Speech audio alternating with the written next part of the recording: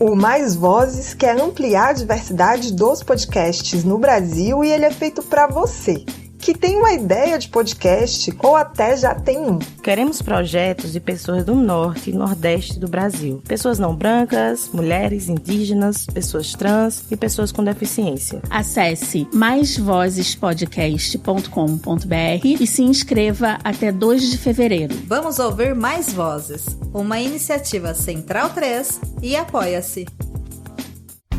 O podcast que você ouve agora é uma produção da Central 3. Cristo Redentor, braços abertos sobre a Guanabara.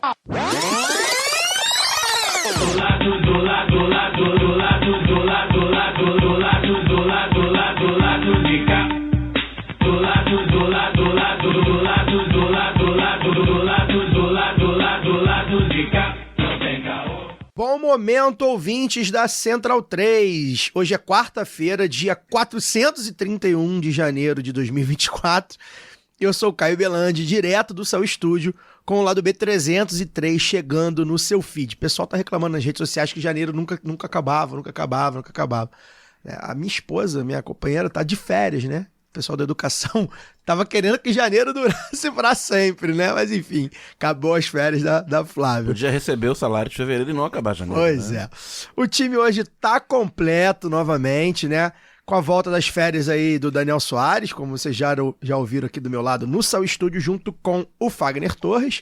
E claro, a Luara Ramos vinha internet. Os ouvintes mais antigos já sabem que o lado B nessa época do ano está em ritmo de folia, de carnaval. Mas para além de beber, sambar, dançar, beijar, se divertir, enfim, a gente gosta de tratar o carnaval também por todos os ângulos, né? E hoje a gente está recebendo aqui, infelizmente, online, né? Ele viria aqui para o estúdio, mas caiu uma chuva, dessas chuvas de verão do Rio de Janeiro, que impossibilita as pessoas de se locomover com segurança. Então a gente está recebendo online o Mauro Cordeiro, professor de Departamento de Sociologia do Colégio Pedro II, doutorando em Sociologia e Antropologia pelo FRJ, mestre em Ciências Sociais pela PUC-Rio, licenciado em Ciências Sociais pela Rural. Também é um dos fundadores do Pensamento Social do Samba, que promove a divulgação científica dos estudos sobre amplo universo do samba carioca. O cara é brabo, hein, Mauro? Bem-vindo, prazer imenso. Pô, o cara é brabo. Prazer imenso tê-lo aqui conosco. A gente já está aqui há algum tempo, assim, alguns anos. Eu já estou sondando a possibilidade de você estar aqui participando. Enfim, conseguimos. Bem-vindo. Olá a todos os ouvintes, né, todas as pessoas que nos ouvem. É um prazer estar aqui, fico muito feliz pelo convite. Acompanho o trabalho de vocês há muito tempo, fiquei muito honrado com o convite. Espero que seja uma conversa bacana, proveitosa, mantendo o alto nível dos debates do programa. E queria só começar dizendo que a classe da educação está revoltada com o final do mês de janeiro, né? Amanhã já é dia. Pois é. Todas as férias têm seu fim. Fagner, essa investigação aí da espionagem da ABIN, né, no regime Bolsonaro, começou a ganhar corpo. Nessa semana teve a operação realizada aí, segunda-feira, lá em Angra dos Reis, na casa onde a família estava hospedada. Enfim, não sei se é a casa deles, se é a casa deles, sei lá. Quer dizer, a gente não sabe, né? E teve até depoimento do Carluxo, né? Que tá aí na mira da Polícia Federal no âmbito dessa operação, né? Seria aí um dos mentores dessa espionagem, perseguição aí a adversários políticos. O que você acha? Acho que esse é um bom caminho pra gente começar a julgar e condenar essa gente? Boa noite. Boa noite.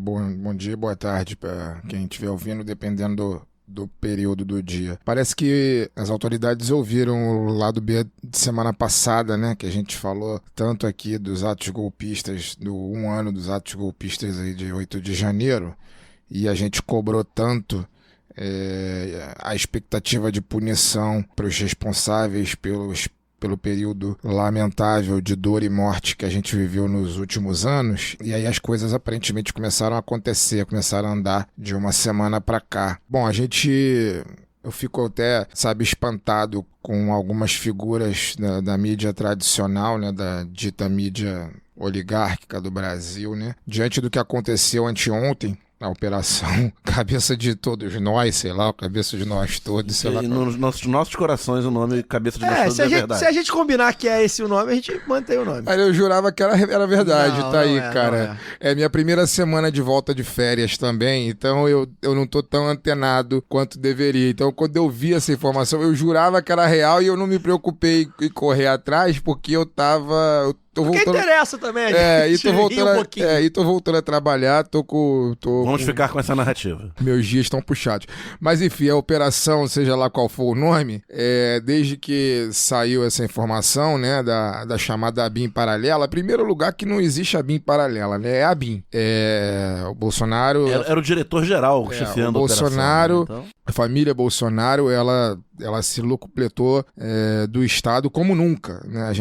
A gente pode afirmar aqui com toda certeza, sem medo de estar falando qualquer inverdade, que a família Bolsonaro sempre se locupletou do erário, né, do espaço público, do poder público, desde sempre, pelo menos desde que todos nós aqui temos vida, né, porque Jair Bolsonaro foi vereador há 40 anos e de 40 anos para cá, ou seja, o que eu e Daniel praticamente temos de vida, ele tá aí ganhando muito dinheiro público para não fazer absolutamente nada e não satisfeito em estar aí nesse período todo ganhando dinheiro público sem fazer nada, ele colocou todos os filhos possíveis, né?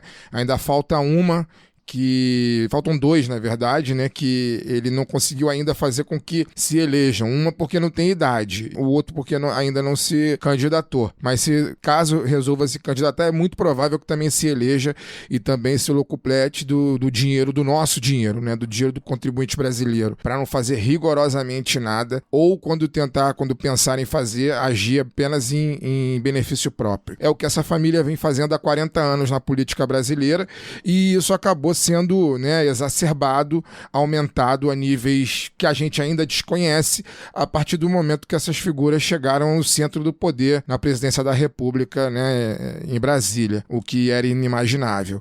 Então, em primeiro lugar, assim, essa operação da ABIN é óbvio que nos interessa, a gente quer saber principalmente quem são os políticos que foram espionados, né, nesse período, é muito interessante saber, eu quero saber inclusive quem são os políticos da base bolsonarista que o bolsonarismo espionava, mas esse é só um dos crimes, né, que o governo cometeu e que essa família cometeu e vem cometendo ao longo dos últimos anos, né. Eu costumo dizer que o primeiro sinal de crime que essa família dá é o próprio patrimônio que ela tem, que o patrimônio que ela tem é absolutamente incompatível com o salário de deputado, seja o tempo que for que essa figura fosse deputada, no caso do patriarca Jair Bolsonaro, né? Ele tem muito mais propriedade do que o salário dele de deputado ofereceu ao longo desses anos todos. Ele acabou chegando à presidência da República, imagina o quanto essa família já não se apropriou, não só do dinheiro,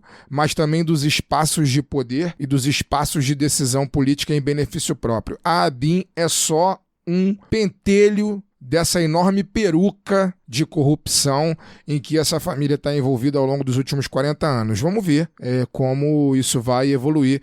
Espero, todos nós aqui esperamos, tenho certeza que até o convidado espera, que resolva em chilindró para todos eles. É isso. Luara, parte da mídia hegemônica aí a gente viu, o pessoal da Globo News, né? A gente viu aí G1, uma galera ficou meio irritada com uma postagem do governo federal debochando da operação que teve lá na casa dos Bolsonaros, né? Pra quem não viu, se é que alguém não viu, porque com certeza foi a postagem governamental que mais alcance teve desde que o Lula assumiu, o governo usou o meme do toque, toque, toque, que é da Joyce Hasselman pra a outra doidinha lá, que eu esqueci, dizendo que a Polícia Federal...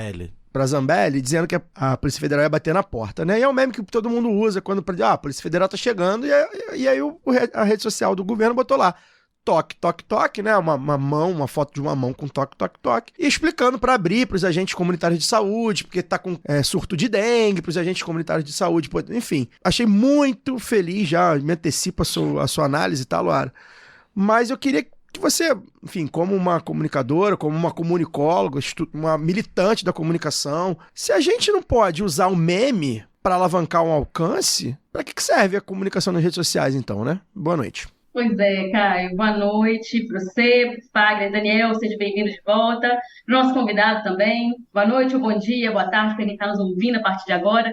Eu queria comentar, né, rapidamente esse auê, principalmente que a mídia corporativista arrumou em cima dos postos do governo, que referencia a situação da família Bolsonaro. Porque, assim, no mundo ideal, nem existiria Bolsonaro, né? No mundo ideal, as pessoas teriam discernimento nas redes sociais digitais e e o que é ruim não se tornaria viral. Gente, como inclusive a Joyce Haussmann, que fez na mídia também, né, nas redes sociais, e toda a laia bolsonarista também, eles não existiriam.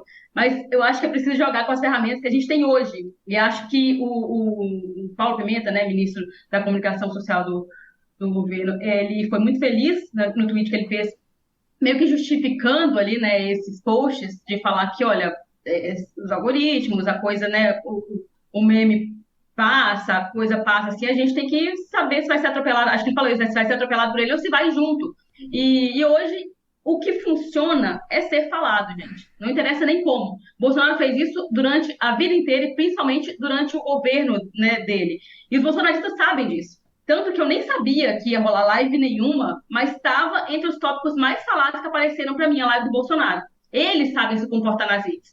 Então, eu acho que o governo ele errou muito até agora, assim como o PT também errou nos últimos anos, em não conseguir pautar a sua base, mas os posts recentes, eu acho que foram um acerto justamente por isso. Porque todo mundo teve que comentar, nem fosse para reclamar.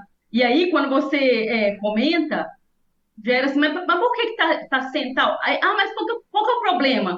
Aí vem a referência à família Bolsonaro, que os caras estão recebendo visto da PF, e isso é negativo para eles, não interessa, assim. Aí a gente, é assim que a coisa funciona, né, e tal. E aí eu acho que é muito engraçado, porque vem uns tonhão, acho que o tema é esse mesmo, parece que entrar na internet ontem, e fica dizendo, mas a gente não tem que se comparar a eles, porque o Bolsonaro usou as redes do governo e de ministérios até para se autopromover, né?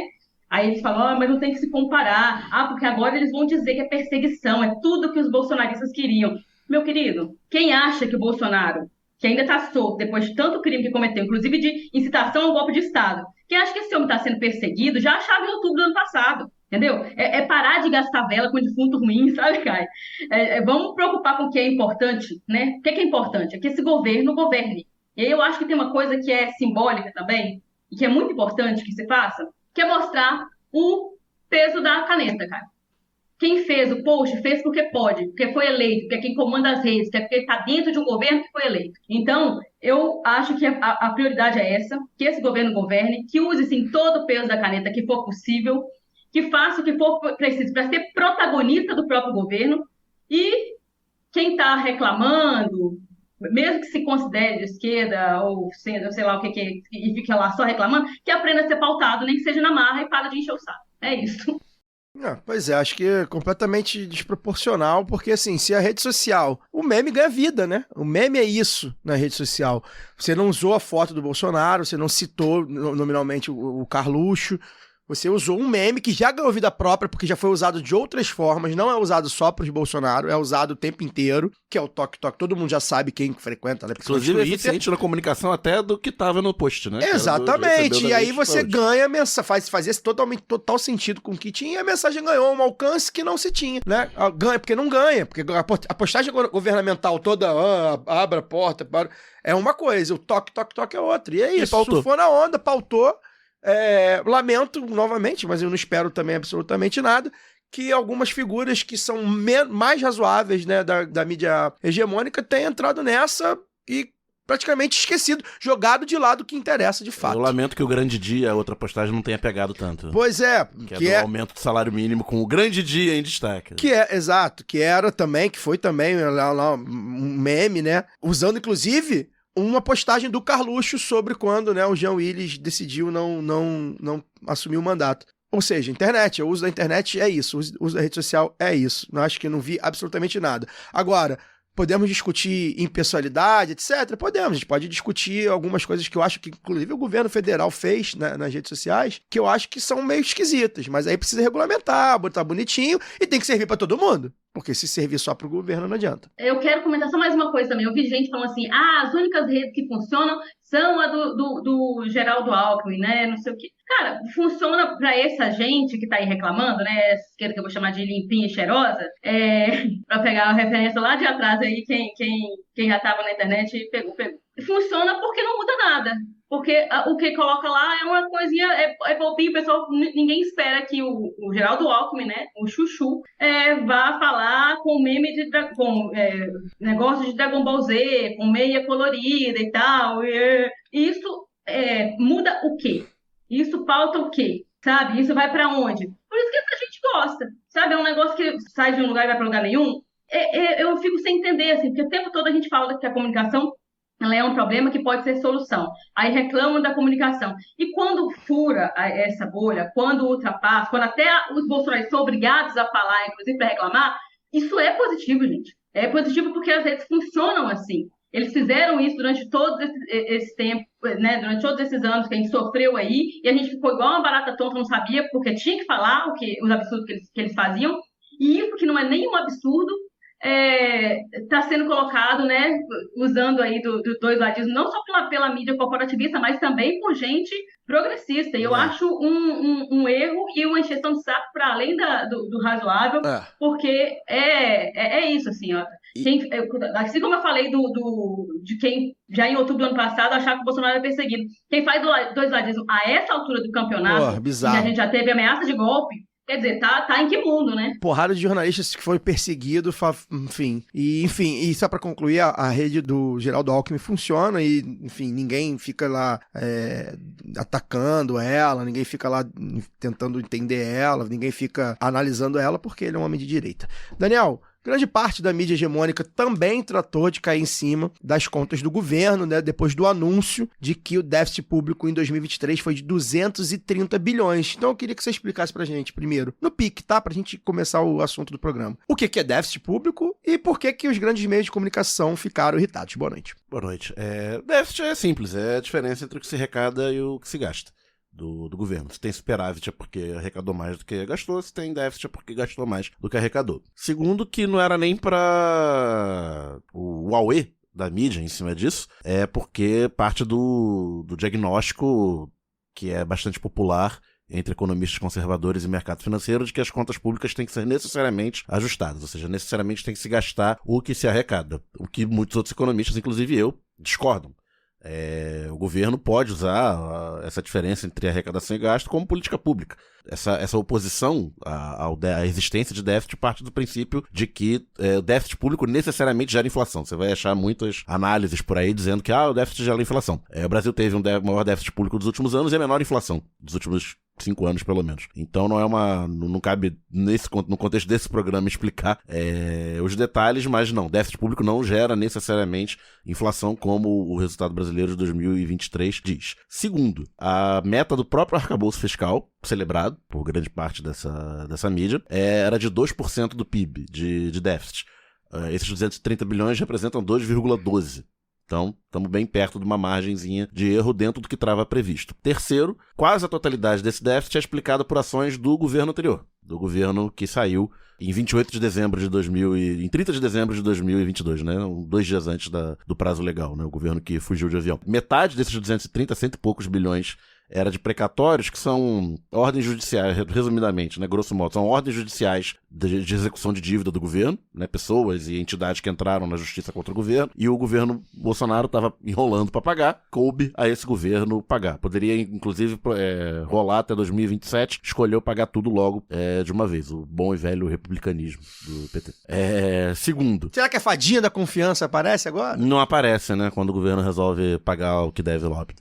Segunda, outra grande parte do déficit registrado corresponde à compensação aos estados por causa do corte de CMS em 2022, né? Um corte feito na canetada de impostos para baratear a gasolina, faltando 3 meses para a eleição, né? Depois de a gasolina ter batido R$8 por conta da política de preços adotada pela Petrobras na época. E terceiro, o montante necessário para pagar o auxílio, o Bolsa Família, né, de R$600, porque o governo anterior, mais uma vez, faltando 2 meses para a eleição, aumentou o então Auxílio Brasil de R$400 para R$600, mas na previsão orçamentária deixada para 2023 só previa 400.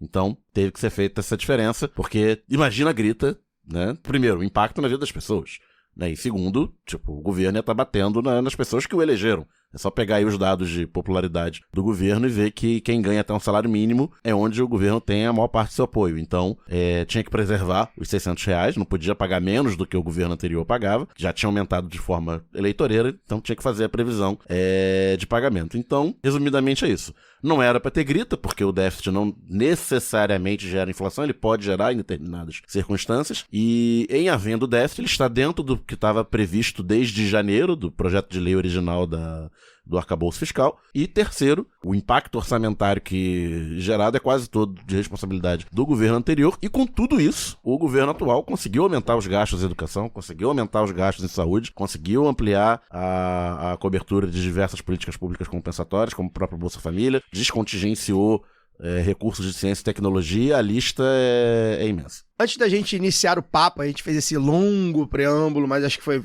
bom pra gente. Foi quase uma roleta da pistolagem aqui, a abertura. Mas acho que a gente conseguiu abordar todos os assuntos da semana. Antes da gente iniciar o papo de fato do tema do programa, eu vou passar aqui a sacolinha, tá, gente? Com 10 ou 20 reais por mês, via Pix ou cartão de crédito, você pode ajudar o Lado B em orelo.cc/Lado B do Rio. Lado B também aceita doações avulsas via Pix para ladobedorio@yahoo.com.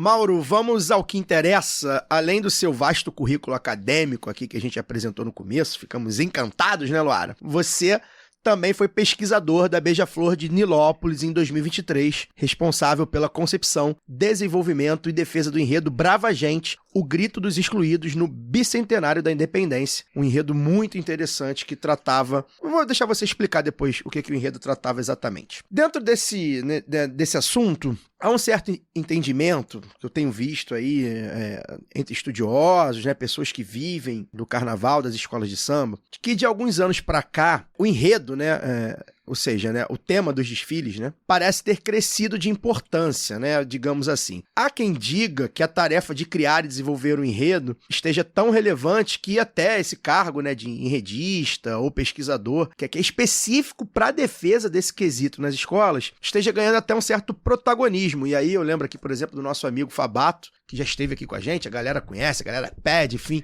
ele é um enredista, né, ele tá com a mocidade já há algum tempo, o pessoal acompanha ele, enfim, tem entre outros tantos, o Guga também, que é um ouvinte nosso, que a gente também vai trazer aqui um dia, enfim, tem muita gente boa trabalhando nesse sentido, inclusive você. Então eu queria iniciar o papo, Mauro, perguntando se você concorda com isso, com essa premissa que realmente hoje se olha para o enredo como quesito mesmo, né, de nota, mas também como desenvolvimento lá do tema, fio condutor do desfile, e se você concorda, o que é que tem determinado esse movimento?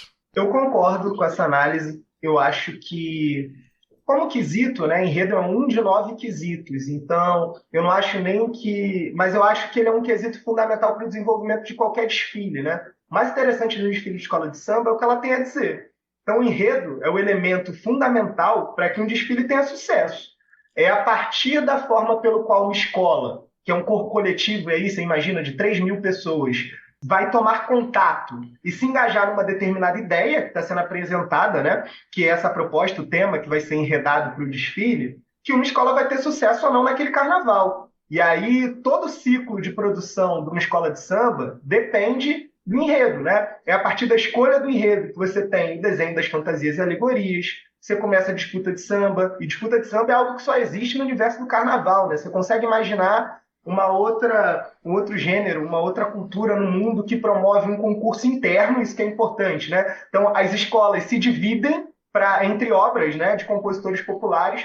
Hoje esse debate é um pouco mais complexo, né? Você tem vários músicos profissionais, né? Então tem uma galera graúda do samba, e inclusive artistas para além do universo do samba que tem concorrido, né, nas disputas.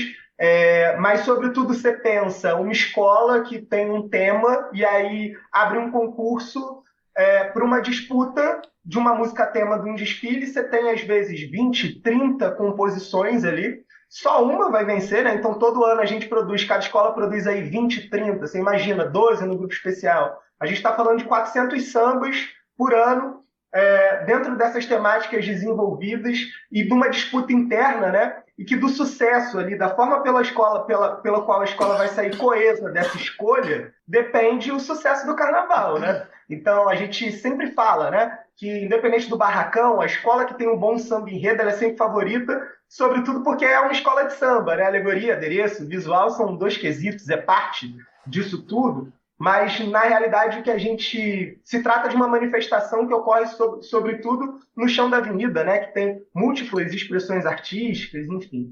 Então eu acho que o enredo ele é fundamental e hoje eu acho que a gente vive um momento do enredo ganhando mais protagonismo, sobretudo porque a gente precisa entender o que foi a última década desse país, né?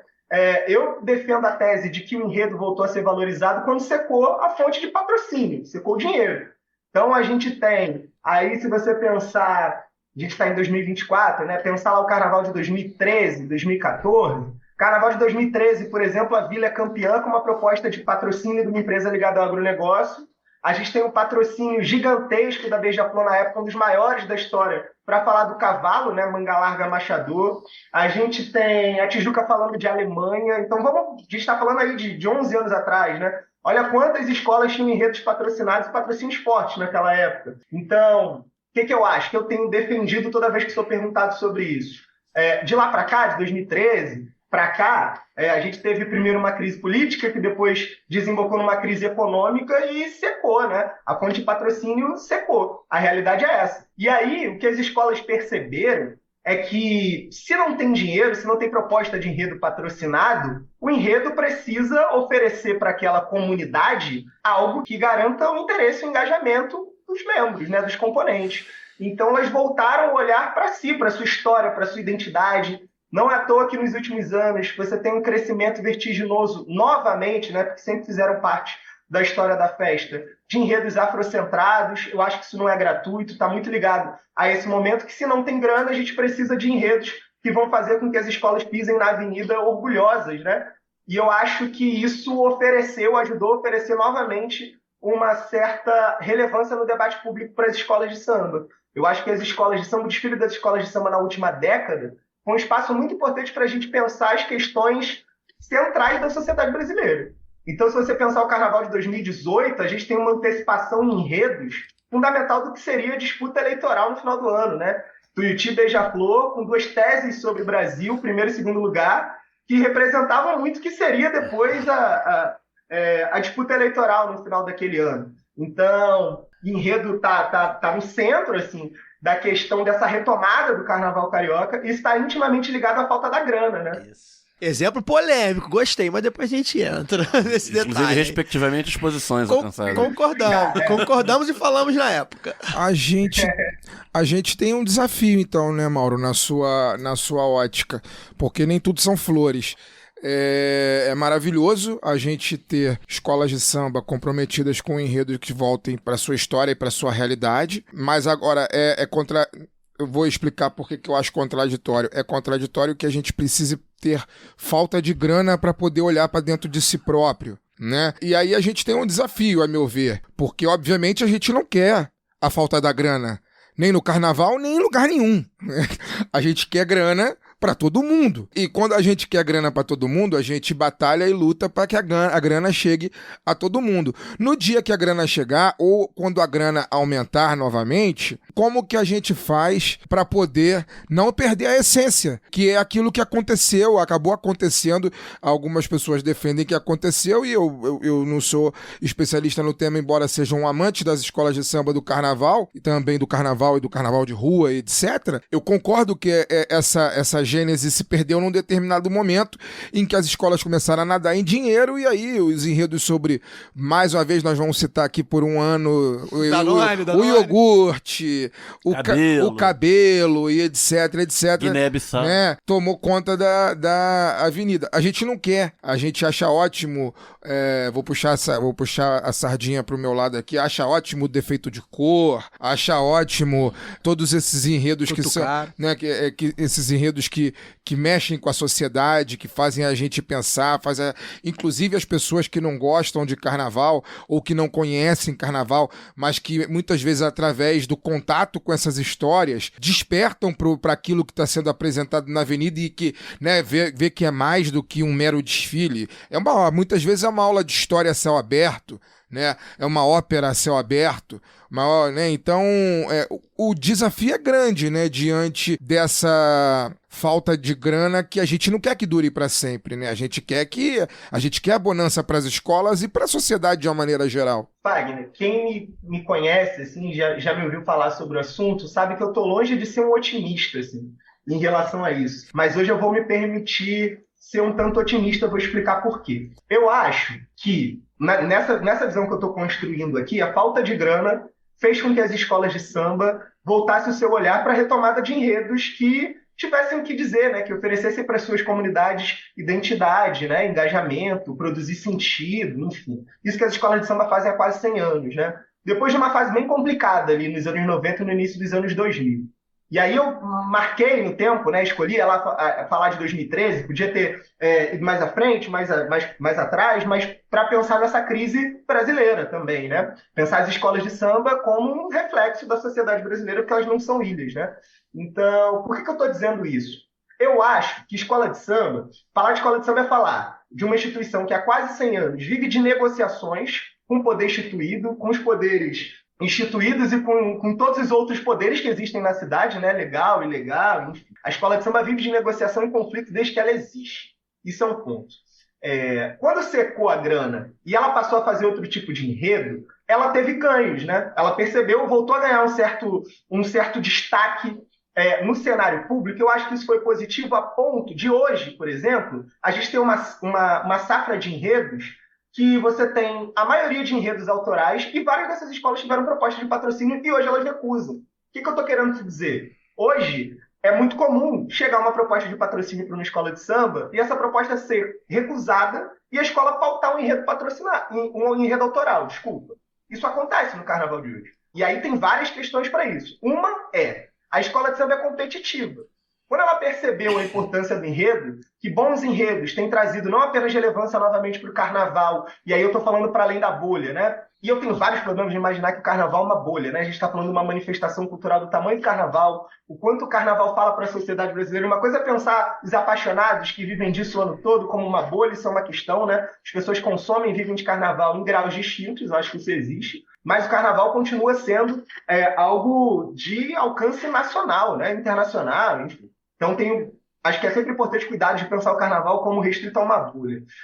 Você mesmo falou, né, o quanto é uma aula a céu aberto, o quanto os enredos acabam promovendo a educação, e isso as escolas de samba fazem desde sempre. Mas o que eu quero dizer é que nos últimos anos também as escolas de samba, e nesse carnaval acho que é um marco nesse sentido, foram capazes de aumentar a sua arrecadação. Então hoje elas conseguem fazer carnaval com mais dinheiro e talvez sejam menos dependentes de patrocínio. É lógico, né? Aumentou para todo mundo no mesmo grau. Se eu consigo um patrocínio e a minha co-irmã não, eu saio numa vantagem. Mas hoje eu acho que as escolas negociam melhor os seus enredos. Vocês deram um exemplo aí da Porto da Pedra quando falou do iogurte, né? Depois de uma década no especial, ela fez esse enredo patrocinado, foi rebaixada. E acabou rebaixada naquela ocasião. Está retornando agora. E, enfim, com todos os desafios da escola que sobe, né? E o enredo que ela apresenta é um enredo autoral absolutamente interessante, que é o Lunário Perpétuo. A gente vai falar um pouquinho mais depois dos enredos, né?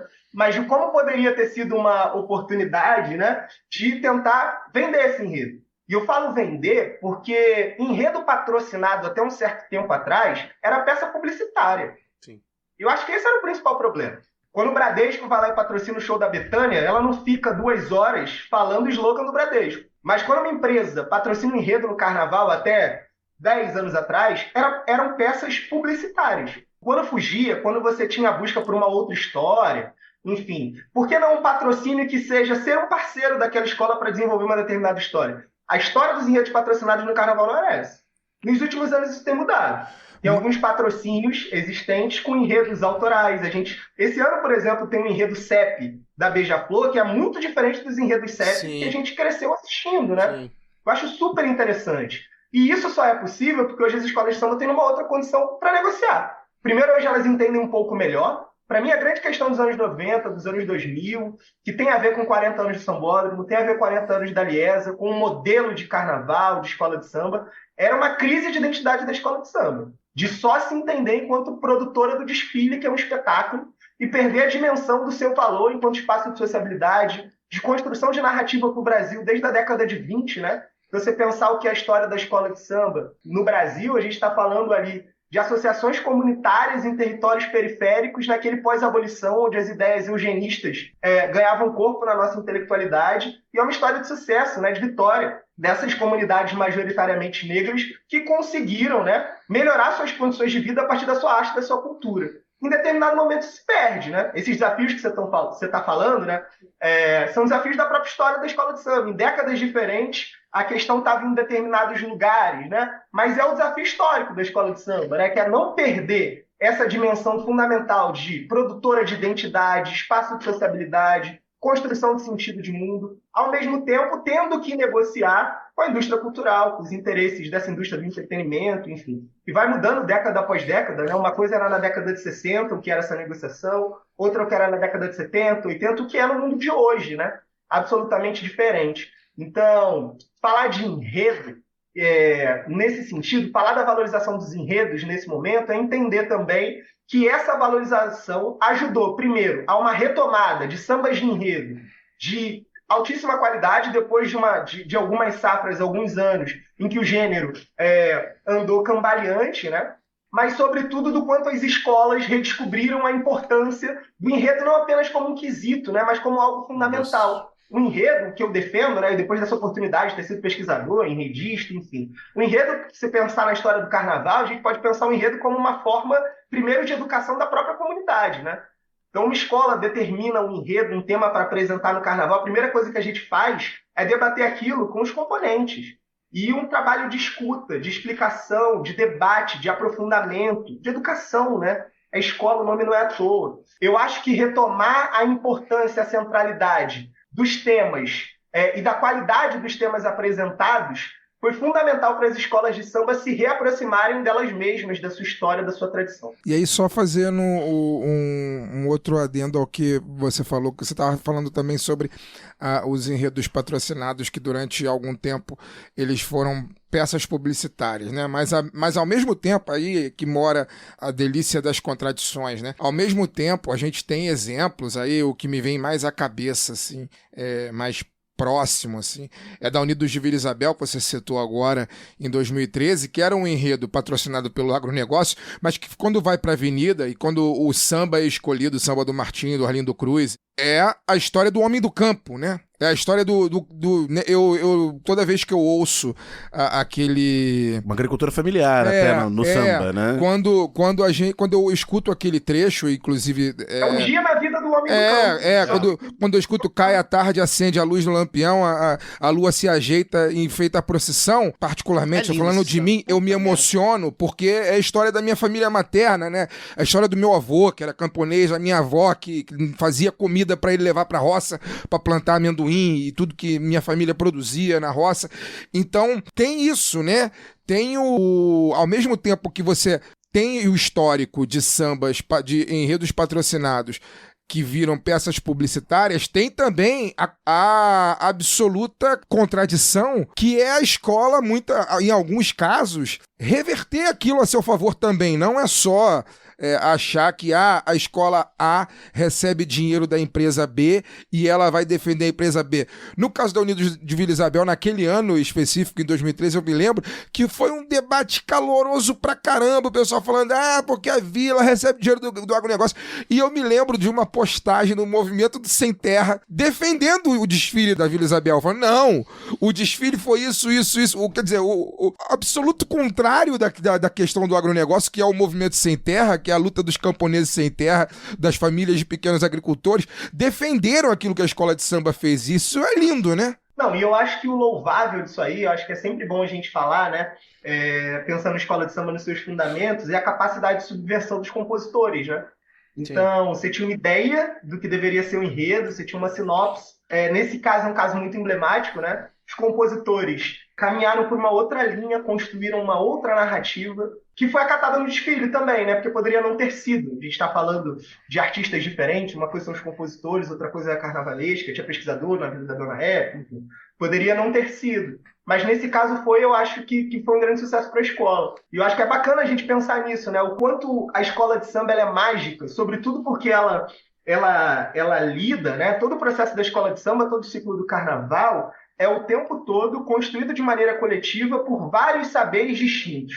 Então, uma coisa é o enredo na cabeça do carnavalesco, e às vezes, ali com o pesquisador, tem carnavalescos que não trabalham com pesquisadores, enredistas, enfim, e aí vira uma outra coisa quando se apresenta isso para a direção do carnaval, e às vezes a escola se apropria dessa ideia de uma outra forma, se leva para os compositores fazem as pesquisas para a composição dos seus sambas, né? E às vezes trazem coisas para o enredo que não estavam na sua pesquisa original. Isso é super válido, super bacana. É pensar o quanto a escola vai agregando, né? Vai transformando, vai se apropriando daquela ideia original para construir um desfile. Acho que isso é fundamental, né? A escola de samba é coletiva justamente por isso. A cada passo desse processo de construção do carnaval, você tem uma coletivização maior, né? Você tem mais segmentos da escola se apropriando do que era uma ideia original e transformando aquilo num produto da comunidade. Esse caso da Vila Isabel é emblemático nesse sentido. Tem outro ponto, só para a gente não perder essa dimensão sobre o debate de enredo, em contraponto, sobretudo, a questão dos enredos patrocinados, que eu acho que é uma coisa que a gente não pode deixar de falar, que é muito curioso, né?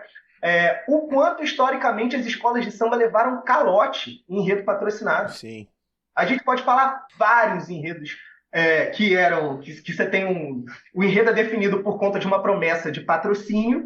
No final, o dinheiro não chega, o enredo vai para a avenida, porque depois de determinado tempo, né? Você compra tudo, só não compra tempo, né? Carnaval tem dia, hora para acontecer, o enredo definido, disputa de samba, o dinheiro não chegou, faz o quê? A própria Vila tem essa história antes do título da Vila anterior, de 2013, 2006, o Lousada conta que o dinheiro da PDVSA, né, que é a petrolífera da Venezuela que patrocinou o carnaval, que a Vila foi campeã, só chegou no ano seguinte. Tipo assim, chegou, mas já chegou, o carnaval já tinha rolado e tal, enfim. Antes de passar pra Luara, pra ela fazer a pergunta dela, fazer aqui uma tradução, né, a gente sabe que tem muita gente que não acompanha de perto, não tá, tem alguns termos que a gente fala e às vezes passa batido. Enredo CEP, pra quem não sabe, é o CEP lá do jogo dedanha, né? Cidade, estado, país, vamos dizer assim, né? Ou seja, o enredo de algum local, né? Quando fala de algum local, eu lembro da Caprichosos falando de Porto Alegre, adorava aquele Isabel falou de Rio Grande do Sul. A própria Caprichosos falando de Goiás. Falou de Amapá, né? Já falou de Macapá. Beija-Flor foi campeã com Macapá e com Guiné-Bissau. Enfim, isso é enredo. Vai levar Maceió esse ano. Mas de uma forma diferente. Vai, Lu. E é engraçado porque tem isso, né? A Beija-Flor campeã algumas vezes com enredo CEP, a Mangueira com força nas biografias, né? Mas, Mauro, eu vou trazer uma questão aqui que eu acho que talvez para quem já acompanha o Lado B, já acompanha o carnaval, essa pretensa bolha de carnaval que alguns, né, que a gente falou aqui, talvez seja ingênuo, mas para mim, que nunca pisei numa quadra de escola de samba, mas sou apaixonada por desfile desde criança, assim, você acabou já falando um pouco disso, mas eu queria que você desenvolvesse mais. Como é que essa coisa, a diferença ali dos papéis, das funções, da importância que foi ganhando de um enredista, do pesquisador ali, para o carnavalesco? Porque para a gente de fora, sempre ficou muito centrado na figura do carnavalesco, né? Então, se entrevistava um carnavalesco, é ele quem respondia por ali, criativamente o que aparecia e colocado lá era o carnavalesco. Não me lembro se naquela ficha técnica do início do desfile tem o nome de enredista, pesquisador, eu acho que não tem, né?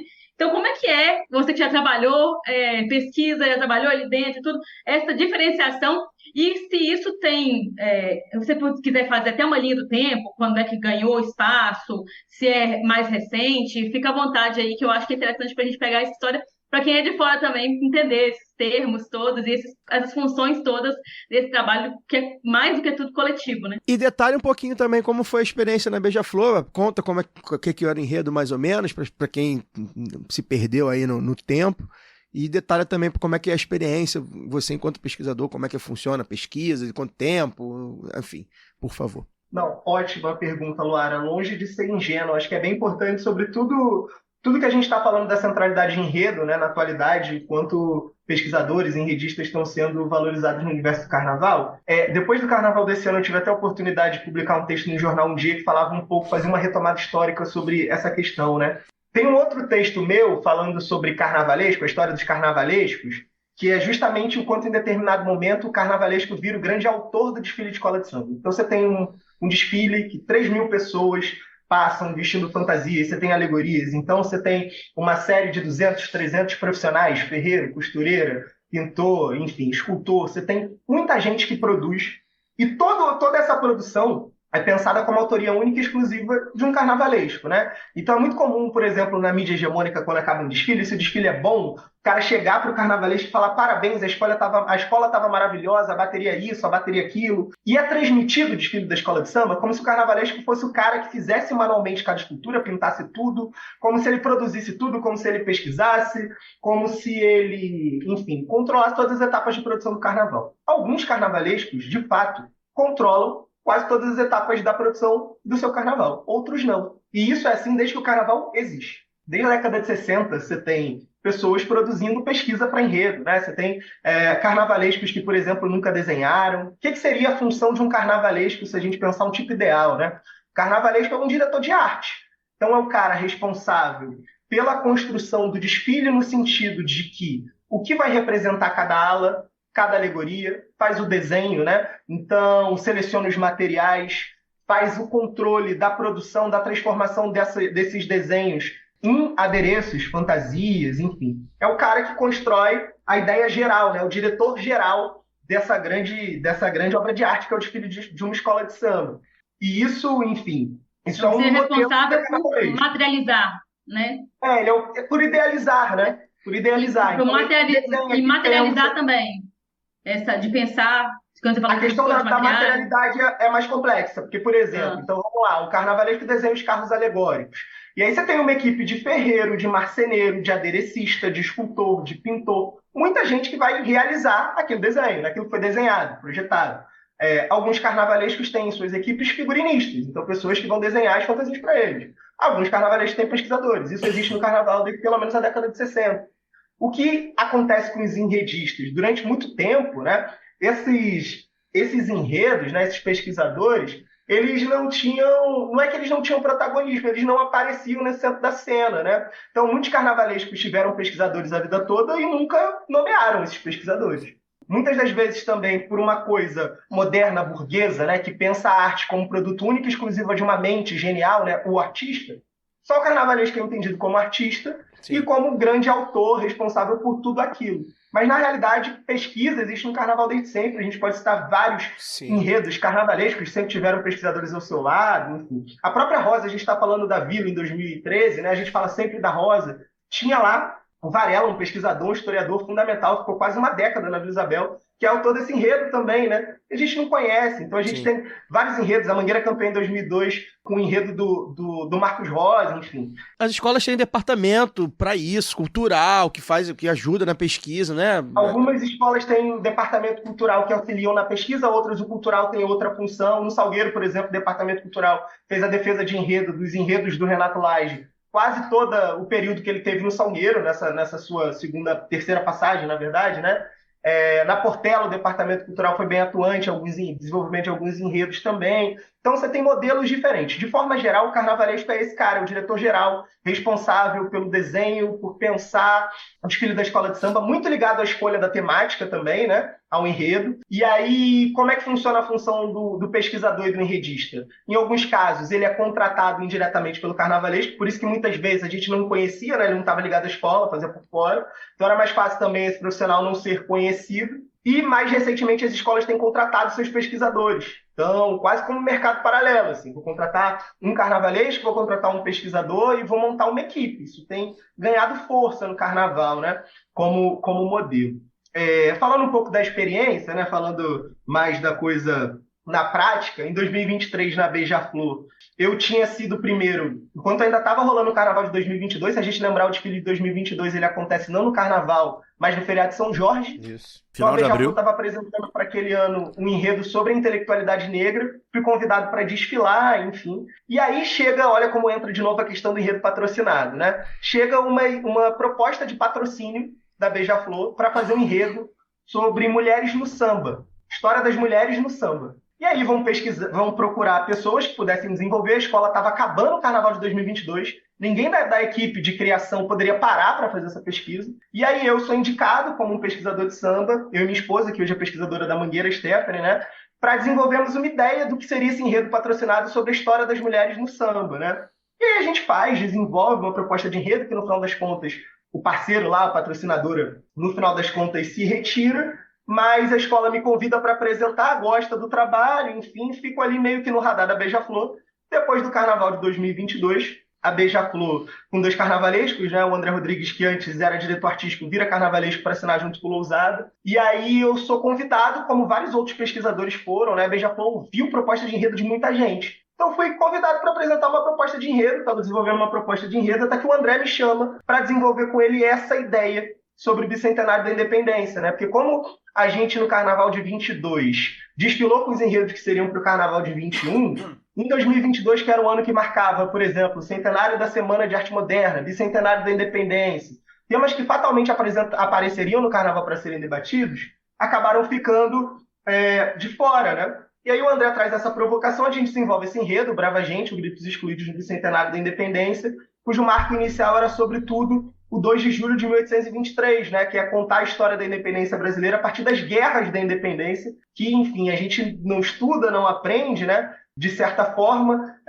a gente tem uma história do que é a independência brasileira contada quase como um movimento pacífico, quando, na realidade, muito sangue brasileiro foi derramado para que, de fato, o Brasil se libertasse de Portugal. E a gente desenvolve esse enredo, pensando esse bicentenário da independência com a tese de que o Brasil foi um país construído a partir da lógica da exclusão do seu povo, né? Que sempre em luta, em batalha por melhores condições de vida, mas que a exclusão foi um projeto nacional brasileiro lá, desde a independência era um projeto de exclusão. E aí brincando tanto com os signos da pátria, né? Então pensando o quadro do 7 de setembro, o próprio 7 de setembro como um mito de fundação, as imagens, o Brasil República, enfim. Uma série de elementos que ao longo dos 5 setores do desfile a gente foi discutindo o quanto o Brasil foi uma nação construída a partir da lógica da exclusão do povo, e esse povo brasileiro sempre esteve em luta, né? Por melhores condições de vida. Então, louvando vários movimentos que foram fundamentais naquele contexto ali da formação do Estado brasileiro, se é o primeiro setor do desfile, depois a gente fala do Brasil República, até a reconquista da democracia na década de 80, e no final, um grande cortejo pensando as manifestações da cultura popular como formas de esperançar, né, o Brasil que a gente ainda quer construir a partir enfim, do respeito a essa diversidade, essa pluralidade. O desfile, o enredo era mais ou menos isso. E a oportunidade de desenvolver um enredo numa escola como a Beija-Flor de Nilópolis foi algo simplesmente inesquecível. Assim, uma grande oportunidade, primeiro porque eu acho que é sempre importante, né, não era segredo para ninguém, mas para os ouvintes do lado B do Rio, eu não sou oriundo de Nilópolis, né? Eu não era da comunidade da Beija-Flor. Eu nasci no Andaraí, sou salgueirense, numa família de salgueirenses, cresci no Salgueiro. Salgueiro é minha escola, meu torrão, né, onde eu cresci. Então, sempre imaginei que se houvesse a oportunidade de desenvolver enredo no Carnaval, seria no Salgueiro. Acabou não sendo, né? Antes desse Carnaval de 2023, teve a proposta da Viradouro, acabou não acontecendo. No início, comecei a ajudar a Mangueira e no final acabei fechando com a Beija-Flor de Nilópolis. E foi muito bem recebido pela escola. Então, a oportunidade de construir pesquisa para fundamentar um enredo, para ser apresentado por uma escola como a Beija-Flor, foi algo extremamente inesquecível, assim, porque a gente tem uma formação, né? Então a gente vai para a faculdade, faz graduação, mestrado, doutorado, e às vezes eu fico com a sensação de que a gente está falando para pouca gente, né? Sim. E aí você ter a oportunidade de desenvolver um trabalho para ser apresentado num desfile de escola de samba é algo que quem vive da vida intelectual, né, tem poucas oportunidades parecidas. E foi incrível nesse sentido, a oportunidade de desenvolver esse enredo, sobretudo em diálogo com os movimentos sociais. Então, a Beija-Flor construiu esse enredo em diálogo com os movimentos sociais, com intelectuais fundamentais. Então, Sueli Carneiro, Jurema Werneck, Daniel Munduruku, Edson Caiapó. Vou esquecer de alguém, né? A gente sempre esquece. Se eu começar a falar, vou acabar esquecendo de alguém. Ministro Aniele Franco, falando de algumas das figuras fundamentais que colaboraram para a construção do enredo da Beija-Flor no ano passado. Então, a gente estava desenvolvendo esse enredo muito feliz, né? E aí teve a oportunidade de levar o enredo para o MAN do Rio, que estava fazendo também uma exposição sobre o centenário da independência, atos de revolta. Perto do Carnaval, a ONU nos procurou, entendendo a importância do enredo, querendo firmar uma parceria a partir do artigo 19, que é uma ONG ligada à Unesco, enfim.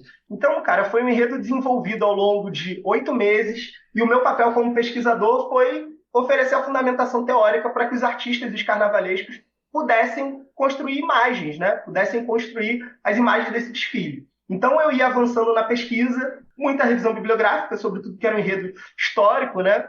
E conversando com os 2 carnavalescos para que eles pudessem ir construindo, e a partir da construção que eles faziam, olha, eu acho que aqui é uma ala, esse setor, as alas vão falar disso, e eu ia fazendo a defesa, né, do texto do chamado livro Abre Alas, que é um documento que vai para os jurados, né? Então, tudo aquilo que passa na avenida, bom a gente falar isso para os nossos ouvintes, né? Sim. Então, passa uma ala que aparece lá na transmissão, essa ala, o nome da ala, enfim. Tudo aquilo precisa ser defendido para os jurados, no chamado livro Abre Alas. Então, cada desfile é uma tese. Absolutamente tudo, cada figurino, cada alegoria, cada adereço que aparece no desfile de escola de samba precisa ser justificado.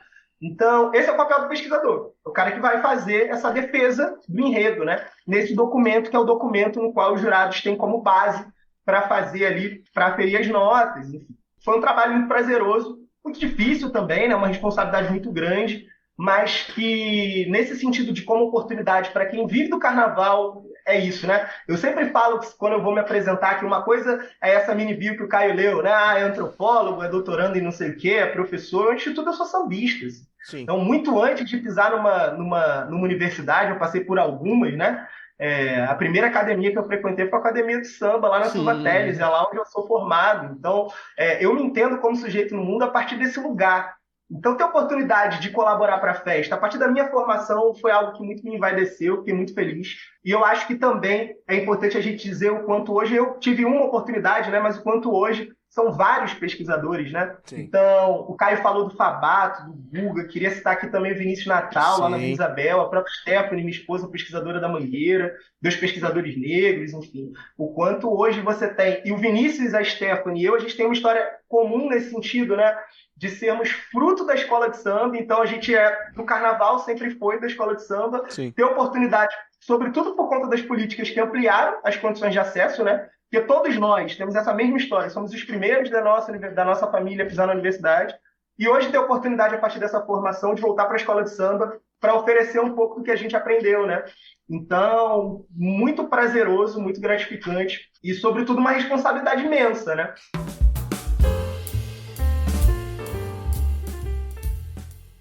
Peço licença para dar uma pausa no programa e apresentar os nossos parceiros. O sorteio para apoiadores e apoiadoras do lado B é um oferecimento da Camisa Crítica.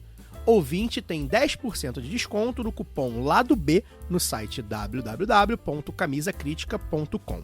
Tem lojinha física da Camisa Crítica no Sol e Sombra, bar que fica no bairro Bela Vista, em São Paulo. Já aqui no Rio, tem no armazém do MST, na Lapa, e na livraria Leonardo da Vinci, no centro. Camisa Crítica criada para uma esquerda que não tem medo de dizer seu nome. Quer aprender ou treinar o seu inglês, espanhol ou francês de maneira leve, dinâmica, com afeto e senso crítico? Conheça o WeCreate, o curso de idiomas parceiro do Lado B. Acesse www.wecreateidiomas.com. Aproveite e siga nossos parceiros nas redes sociais.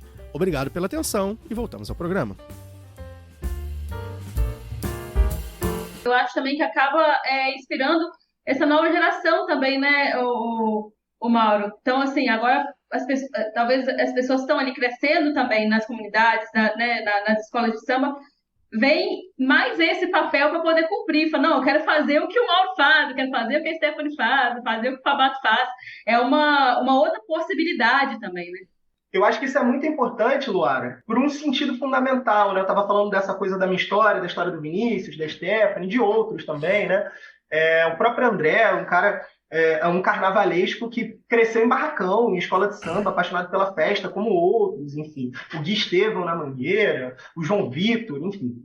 Por que eu acho que isso é importante? Você pega a história do carnavalesco, que é esse lugar de poder, de autoridade, né? De construção de narrativa, de visual. Você pegar o que é a história da festa, boa parte dos carnavalescos, né, todos que vocês citarem, mais famosos, a história é de serem de fora do carnaval, artistas plásticos são convidados para a escola de samba e já chegam numa posição de muito prestígio, né, para construir o discurso daquela escola de samba, para vestir aqueles corpos, para dizer o que a escola vai fazer na avenida.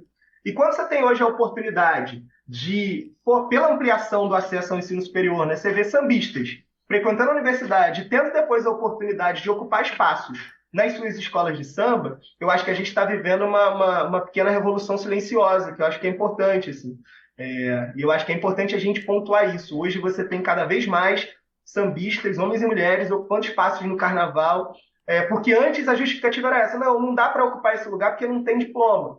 Então hoje você tem uma juventude negra, periférica, diplomada, e que está reivindicando seus espaços nessas instituições que são tão importantes, foram tão importantes na sua própria formação enquanto sujeito. Né?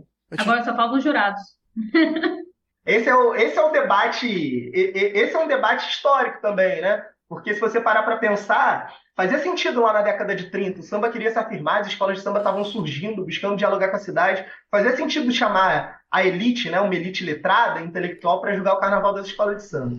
Hoje o corpo de jurados ele é formado por pessoas, e aí por quem tem a oportunidade de conhecer alguns jurados, que são inegavelmente apaixonados pela festa, mas que alguns têm um perfil de um distanciamento que é buscado, mas que às vezes é problemático, né? Pode a gente pensar que esse distanciamento é buscado. Então, quando fica lá, o Milton, nos últimos anos, tem feito isso, né? Falar da formação, de onde é o jurado, e sempre gera meme no Twitter, enfim. Mas essa coisa de um certo distanciamento do jurado em relação à festa é uma coisa do perfil que é buscado pela Liga. E eu acho que ele precisa ser discutido, né? Sobretudo, eu acho que a composição racial de classe, né? Então, a gente tem um júri quase exclusivamente branco para julgar carnaval de escola de samba. Eu acho que isso explica muitos dos problemas que a gente tem visto nos últimos anos. Para ser muito honesto, eu acho que o julgamento nos últimos anos melhorou. Continua tendo problemas. Mas eu penso da seguinte forma: quando a gente para de ter polêmica em relação a campeã, é porque melhorou.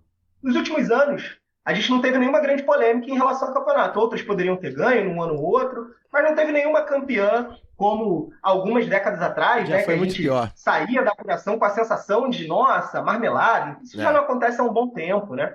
O julgamento, nesse sentido, melhorou bastante. É claro que existem várias arestas, né? E eu acho que, sobretudo, a Liga precisa estar disposta a discutir essa coisa do perfil de classe e o perfil racial do júri. Vou te dar um exemplo. A Mangueira tem um casal de mestre sala e porta-bandeira, né, o Matheus Olivério e a Cíntia Santos, que no último ano perderam carnaval, perderam notas no carnaval, foram despontuados, e o jurado justificou que era um excesso de vigor. Excesso de vigor. Então, assim, a gente está falando de jurados que vão julgar mestre sala e porta-bandeira, que é uma dança de origem popular, né, construída ali a partir da forma pelo qual os sambistas sistematizaram várias referências que existiam, e que é julgado pelo pessoal da Escola de Belas Artes. Tem um outro padrão de dança, de que corpo é esse, como esse corpo deve se expressar, enfim. E isso é o padrão do carnaval, né? Comissão de frente é a mesma coisa. E aí gera um outro problema. A maior parte dos coreógrafos de comissão de frente são do Teatro Municipal. Os jurados também. A gente discute pouco isso. A gente tem relação profissional prévia, como em poucos quesitos isso existe. Então, eu acho que são questões que a Liga precisa pensar. Assim. Por que o corpo de jurados do quesito mestre sala e porta-bandeira precisam ser bailarinos clássicos? Não sei se faz sentido. Por que comissão de frente é julgada por bailarinos clássicos do Teatro Municipal? É um outro padrão de dança, de corpo, de noção do que é essa expressão, enfim. Então, eu acho que tem algumas coisas em relação à júri que estão na ordem do dia para serem discutidas. Antes de passar para o Daniel, eu queria fazer aqui aproveitar a sua resposta sobre o enredo da Beija-Flor, né, do desfile da Beija-Flor do ano passado. Tem uma das coisas que mais me orgulha no lado B, são algumas, mas essa talvez esteja no topo. É o fato de que muita gente já parou para falar com a gente nas redes sociais de como começou a ver os desfiles de escola de samba de outra forma depois de que a gente começou a abordar. Principalmente a partir de 2018, né? Quando já no pré-carnaval a gente fala da Tuiuti, do que a Tuiuti estava fazendo e tal. A gente meio que já previu ali que ia vir um saculejo. E para você que de repente não viu, por vários motivos, carnaval a pessoa viaja, vai curtir outras coisas, vai no bloco, vai... Veja o desfile da Beija-Flor, né, de 2023, porque é isso, né? É uma aula, né? Na avenida, de uma forma muito, digamos assim, autorreferencial, porque é uma escola que é muito abraçada à sua comunidade, né? Talvez seja de cabeça, sim, acho que a Mangueira também, mas são algumas escolas que são muito intrinsecamente ligadas aos lugares, né? Beija-Flor, ela é uma escola de Nilópolis que praticamente só existe pro imaginário das pessoas aqui do centro do Rio por causa da Beija-Flor, né? É uma cidade que ninguém fala, ninguém comenta sobre o ano, completamente invisibilizada culturalmente. Até um abraço pro meu amigo Augusto Pirillo, ouvinte também, lá de Nilópolis, que debate essas questões, só que a Beija-Flor traz em Nilópolis, né? E por isso mesmo, quando se desfila da forma que foi, falando da resistência, né? Contando aquela história de resistência dos povos, das maiorias minorizadas e tal, para uma escola como a própria Beija-Flor que de certa maneira é uma escola, dentre as escolas grandes, é uma escola que também sofre com alguns apagamentos, embora seja campeoníssima, também foi muito bonito de se ver, né, nesse sentido. Então, quem não, por acaso não viu, recomendo que veja. Dani. O Mauro acabou adiantando na resposta, Luara, parte do que eu ia perguntar, né? Eu ia falar se você achava que tinha a ver essa questão da hipervalorização do carnavalesco como único criador, o fato da maioria deles aí no final do século XX e início do XXI serem homens brancos, né? E algumas mulheres, apesar do maior expoente dessa primeira grande geração aí mais midiática ter sido o Joãozinho 30, né? Que era um homem negro. E se você acabou colocando acho que já nos adendos a sua resposta, né? De que a geração atual da qual você faz parte, né? De gente envolvida com as escolas, entrando na parte de departamentos culturais, enredistas e até de carnavalesco já, a transformação que o ensino superior viveu no Brasil nos últimos 20 anos, né, nesse século. Então, queria ampliar mais um pouquinho. Existe uma crítica de que os enredos que nós vimos aí nos últimos 10 anos, né, bastante afrocentrados, às vezes falando das questões indígenas, e que com palavras, né, em Yorubá e outros idiomas originários da África ou idiomas indígenas, traz muitas vezes uma crítica de que são herméticos, né, que não seriam compreendidos pela maior parte da população e até mesmo pelas comunidades. Queria saber como você encara essas críticas, sendo alguém que tem o pé antes na comunidade e o pé também na academia. A Mocidade, se eu não me engano, foi criticada foi canetada no seu samba enredo ano passado por conta de termos na língua Yorubá, né? Foi ano passado ou Oxóssi? O Oxóssi não foi ano passado? Oxóssi foi 22. 23 foi o quê, gente? Não, da Mocidade, pula 23. Pula 23 da Mocidade. Não, gente, ele não foi Oxóssi. Não, Oxóssi foi 22. 23 que o samba é maravilhoso, mas pula o desfile também. Pula. Gente, eu tô perdido no tempo mesmo. Tá. Eu acho que esse adendo do Fagner ajuda a gente a entender a questão, né? Então a gente está falando de escola de samba, eu sou um entre muitos que defende a lógica de que a escola de samba são associações comunitárias de homens e mulheres negras no pós-abolição, quando, enfim, entregues à própria sorte, quando reinava um projeto de embranquecimento nesse país, né? Eles se agrupam e produzem, a partir da sua arte e cultura, garantem melhores condições de vida para si, enfim, e com as escolas de samba vão dialogar com a cidade, disputar espaços e acabam conquistando a hegemonia da festa, né? Então, se a gente está falando dessa história, de instituições majoritariamente negras, das favelas, das periferias, dos territórios periféricos da cidade do Rio de Janeiro, que tem na cultura do tambor, então nas religiosidades afro-brasileiras, base fundamental da sua gênese é um absurdo, um escárnio que um jurado utilize como argumento o uso de palavras na língua iorubá para tirar ponto do samba enredo de uma escola de samba. Isso é um absurdo. Essa é uma dimensão da crítica. A outra é aquilo que a gente estava falando quanto a escola de samba é importante para a educação. Então, essa crítica respondendo ao Daniel, né, ser hermético. Então, se a gente pensa a escola de samba, né, nessa coisa super carioca, escola de samba, carnaval carioca maravilhoso nesse sentido, né? Nós nos pensamos enquanto esse lugar central do Brasil, né? Então, desfile de escola de samba, as escolas de samba se colocam nesse lugar de pensar a diversidade brasileira e apresentar enredos sobre diversas formas de vida, enfim. Vocês estavam falando aí dos enredos indígenas. Então é óbvio que quando as escolas de samba escolhem apresentar esses enredos e trazem linguagem, a cultura típica e específica dessas modos de vida, dessas populações, elas estão promovendo uma educação, né? Então o que elas estão promovendo, na realidade, é a valorização dessas culturas que elas estão trazendo para o seu desfile. Eu acho que é impossível fazer de outra forma, eu sou antropólogo, né? Então, essa coisa de se achar um sujeito universal, já tem a ver com aquilo que você estava falando da questão da branquitude, né? Quem é que fala por todo mundo? Quem é o sujeito universal? Então, se você parar para pensar, eu acho que está intimamente ligado à pergunta que você tinha feito sobre serem homens brancos. Eu acho que faz parte, inclusive, de uma crítica que eu tenho construído junto com Vinícius, outros pensadores sambistas, enfim, sobre a própria história e a historiografia do carnaval, né? Uma coisa é a história do carnaval, outra coisa é a historiografia, como essa história foi registrada em livros, numa certa memória coletiva. Numa certa memória coletiva, a historiografia do carnaval coloca Fernando Pamplona, né, e a sua ação no Salgueiro na década de 60 como um grande revolucionário, um artista plástico, professor da Escola de Belas Artes da então Universidade do Brasil, que passou a fazer carnaval e a partir daí o carnaval cresceu, enfim. Tem várias questões relacionadas a isso.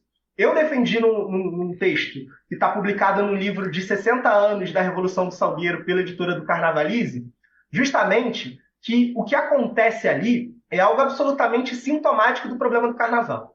Primeiro, o Pamplona ele é pensado como esse homem branco que vai ser o primeiro a falar sobre a questão racial no carnaval, que não é verdade.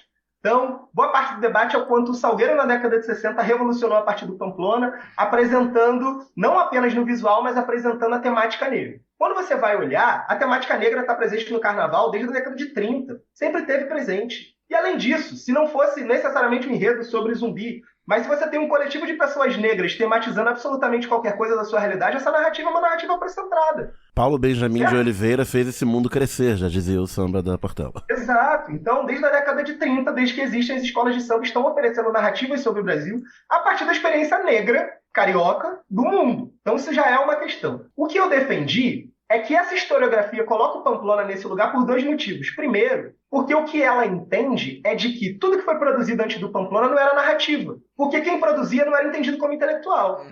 Foi necessário um homem branco, de classe média, professor da Universidade Federal do Brasil, um artista plástico super renomado e consolidado já na década de 60, que era o Pamplona, passar a fazer carnaval para que os enredos, os temas das escolas de samba passassem a ser valorizados como temas dignos de serem entendidos, pensados. Então esse é um primeiro ponto, né? Quem é que pode narrar? Então essa coletividade negra e as histórias que elas contavam antes, nos seus desfiles, não eram entendidas como narrativas. Porque esses negros, homens e mulheres, não era dado o devido tratamento como intelectual, capaz de produzir um discurso sobre o Brasil, um determinado entendimento. Esse é um problema fundamental.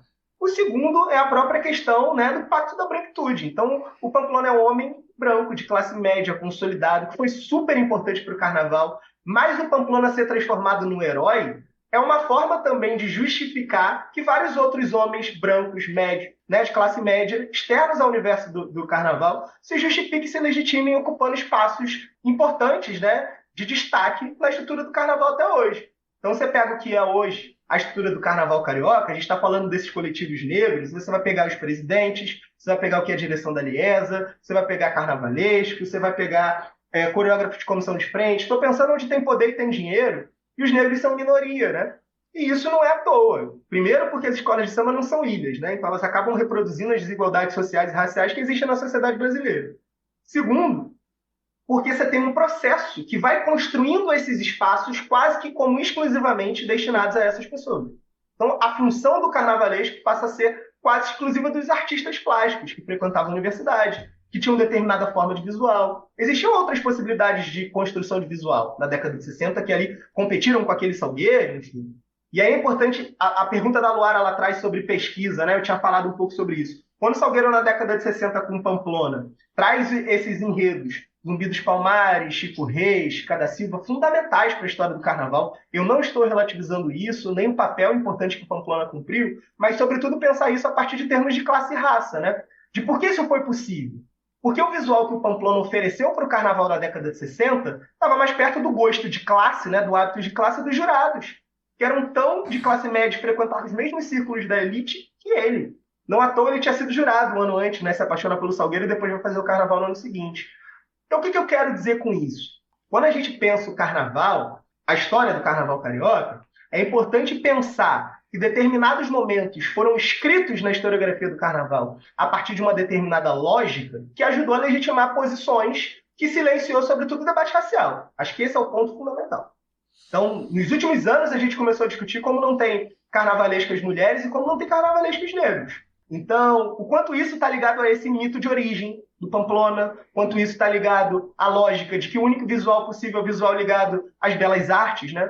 E não outros visuais, né? Então, você tem uma estética do carnaval muito definida.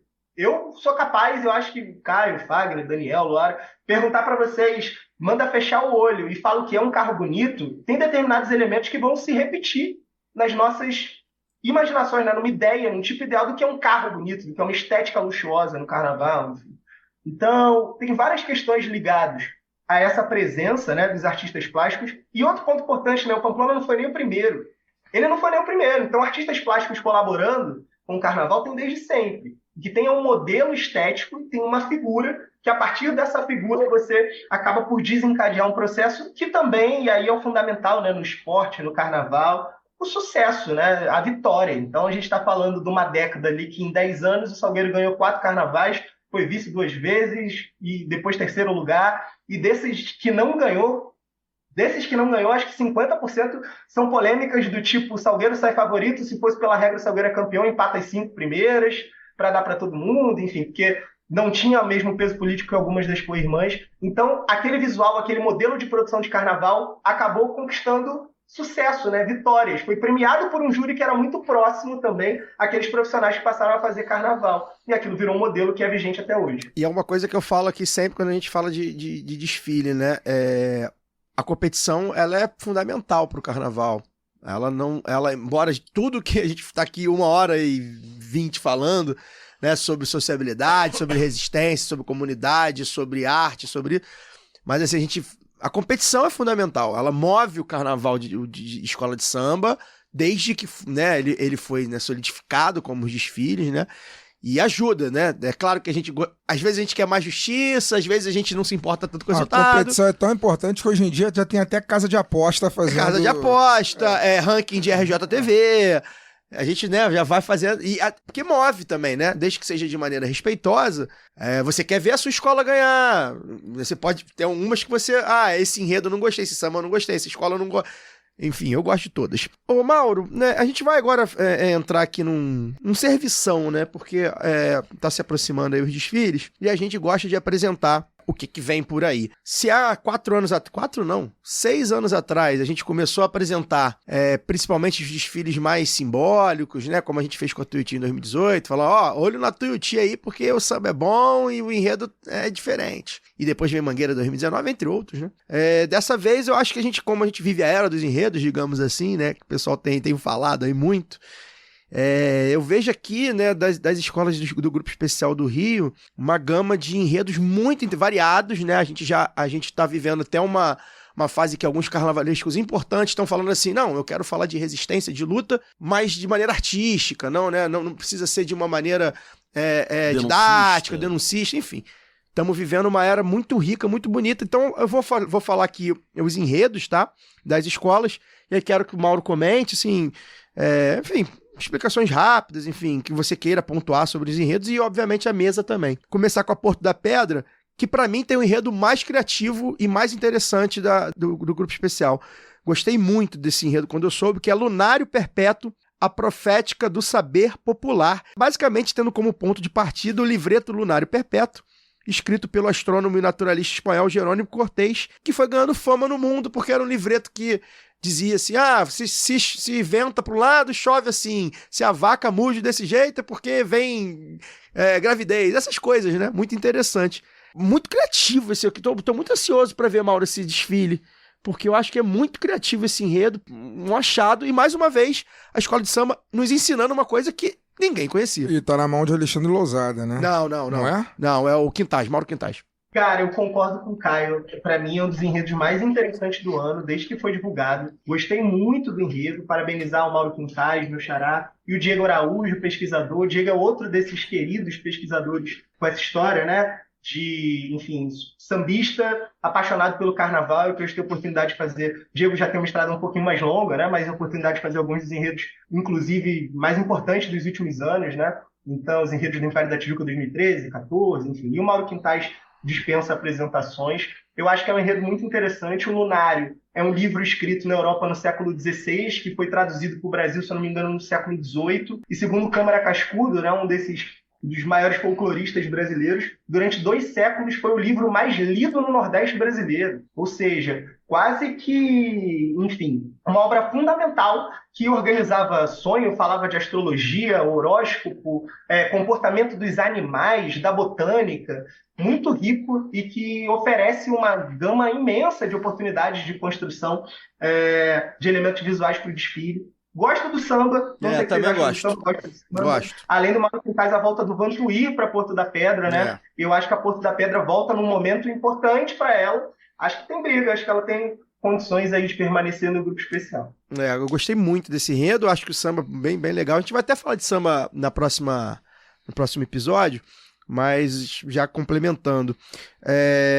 Interessante aí notar também que a Porto da Pedra, eu vou falar, dar os palpites na semana que vem, melhor, né? Que a gente deixa pra semana que vem mais pertinho, pra gente dar os nossos palpites de orelhada. Vamos falar agora Beija-Flor. O enredo é um delírio de carnaval na Maceió de Rasgonguila, né? Que é a partir de... passa pelas festas dos Palmares, e é um Rasgonguila, né? É um folião, né? Que sai, se declara, né? Rei do carnaval e sai pelas ruas, mais ou menos isso, né, Mauro? Essa história, esse personagem é apaixonante, assim, parabenizar o João Vitor Araújo, desejar boa estreia para ele na Beija-Flor, e o Hilário, pesquisador. Eu acho que eles acharam um personagem muito interessante. A gente estava fazendo aquele debate antes, né? É um enredo que tem um patrocínio da Prefeitura de Maceió, e é muito diferente do que a gente viu há alguns anos dos chamados enredos CEP, né? Sobre localidades, cidades, países, enfim. Eles acharam esse personagem, o Rasgonguila, que era um engraxate, um homem negro, um engraxate nas ruas de Maceió, que, enfim, ele é um cara tão relevante, assim, pela sua importância no Carnaval de Maceió, fundador do Cavaleiro dos Montes, um agitador cultural, que se declarava herdeiro do trono etíope, né? Então, realeza. E ele era um cara que ia ser consultado, disputado pelos políticos na época de eleição, assim, um cara super importante na vida social e política de Maceió no seu período, enfim. Então, um personagem apaixonante. A Beija-Flor constrói esse enredo através de um delírio, né, promovendo o encontro do reino do Rasgonguila, enfim, com a própria nobreza de Nilópolis. Eu acho que é um enredo que tem um perfil da Beija-Flor, acho que a Beija-Flor se reencontra com essa linha de enredos. E eu estou com a expectativa de que seja mais um grande desfile. Já vou me adiantar para não parecer em cima do muro. Eu tenho a expectativa de que seja um dos anos mais competitivos. Isso tem sido a realidade nos últimos anos, né? Você tem muito nivelado, a competitividade no carnaval, como não havia, né? Você imaginar aí, no início a década de 2010, assim, você tinha todo ano 2 ou 3 despontando. Beija-Flor e Tijuca. Beija-Flor e Tijuca, uma fase ali o Salgueiro ganhou vice algumas vezes, enfim. Tijuca, grande potência da primeira década.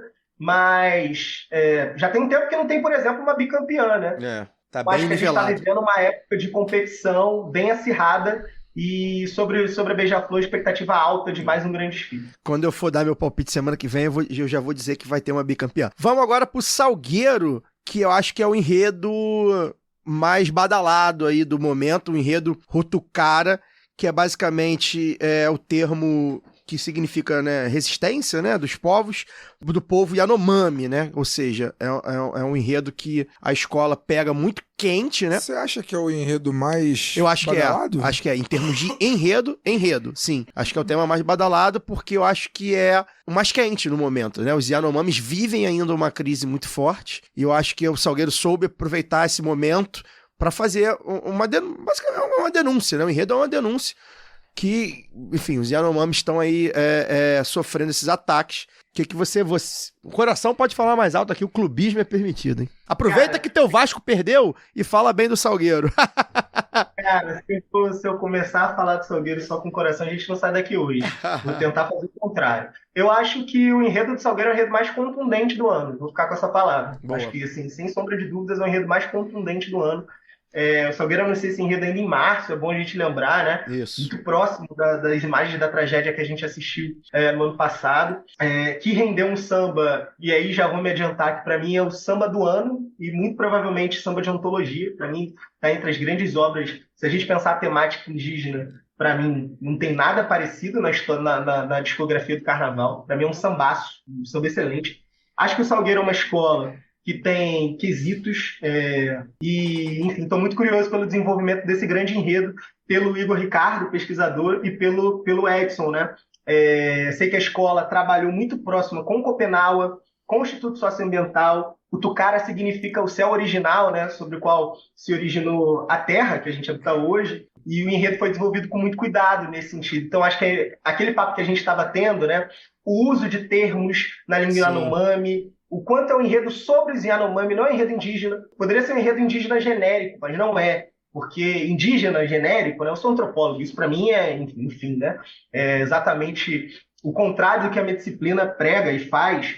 Então, o que o Salgueiro apresenta é um enredo sobre a realidade Yanomami, a partir da visão de mundo Yanomami, que rendeu um grande samba, e uma escola, uma comunidade com muita vontade de voltar a sorrir na quarta-feira de cinzas, né? O Salgueiro ficou fora das campeãs depois de 15 anos no ano passado, se não me engano foram 15 anos, entre 2008, 2023, 2022. O Salgueiro ficou de fora das campeãs e gabaritou 6 quesitos de 9, né? Então isso dá uma noção do quanto a escola tem quesito, né? Uma escola forte. E eu acho que sobre o Salgueiro e sobre a Beija-Flor pesa o mesmo mal que a posição de desfile. Infelizmente, isso ainda é uma questão do Carnaval do Rio, né? A Viradouro ganhou sendo a segunda de domingo em 2020, mas continua sendo incomum. Continua muito sendo raro, né? Muito raro. Muito raro. Agora vamos para Grande Rio. Grande Rio com o enredo Nosso Destino é Ser Onça, né? Baseado aí mais ou menos no título do livro Meu Destino é Ser Onça, do Humberto Mussi. Vai contar aí várias narrativas místicas, né? Também de povos originários, onde a onça é um elemento principal, né? 2 carnavalescos que a gente... Tem mais alguém, mas se eu não me engano tem mais um pesquisador, né? Na equipe também, que eu não sei quem é, sei se o Mauro pode me ajudar. Mas 2 carnavalescos que a gente gosta também, a gente para sempre pra ver, né? Porque os caras estão arrebentando. O que vem aí, né? 2 cracassos, né, nadando de braçada. O Leonardo Bora e o Gabriel Haddad são 2 dos melhores artistas que surgiram, né? Os filhos da crise. Quando eu costumo brincar com isso, né? O Carnaval perdeu o dinheiro dos patrocínios, ganhou enredo e ganhou alguns artistas que tiveram oportunidade, como Leandro Vieira, como Leonardo Bora e Gabriel Haddad.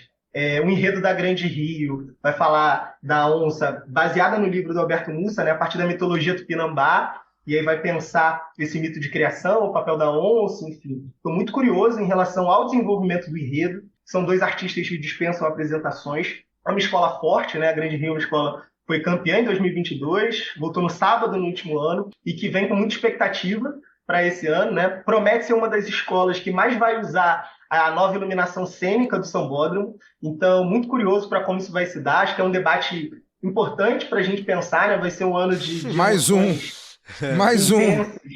em relação a isso. Tive uma experiência desfilando na Beija-Flor no Carnaval do Desfile das Campeãs de 2022.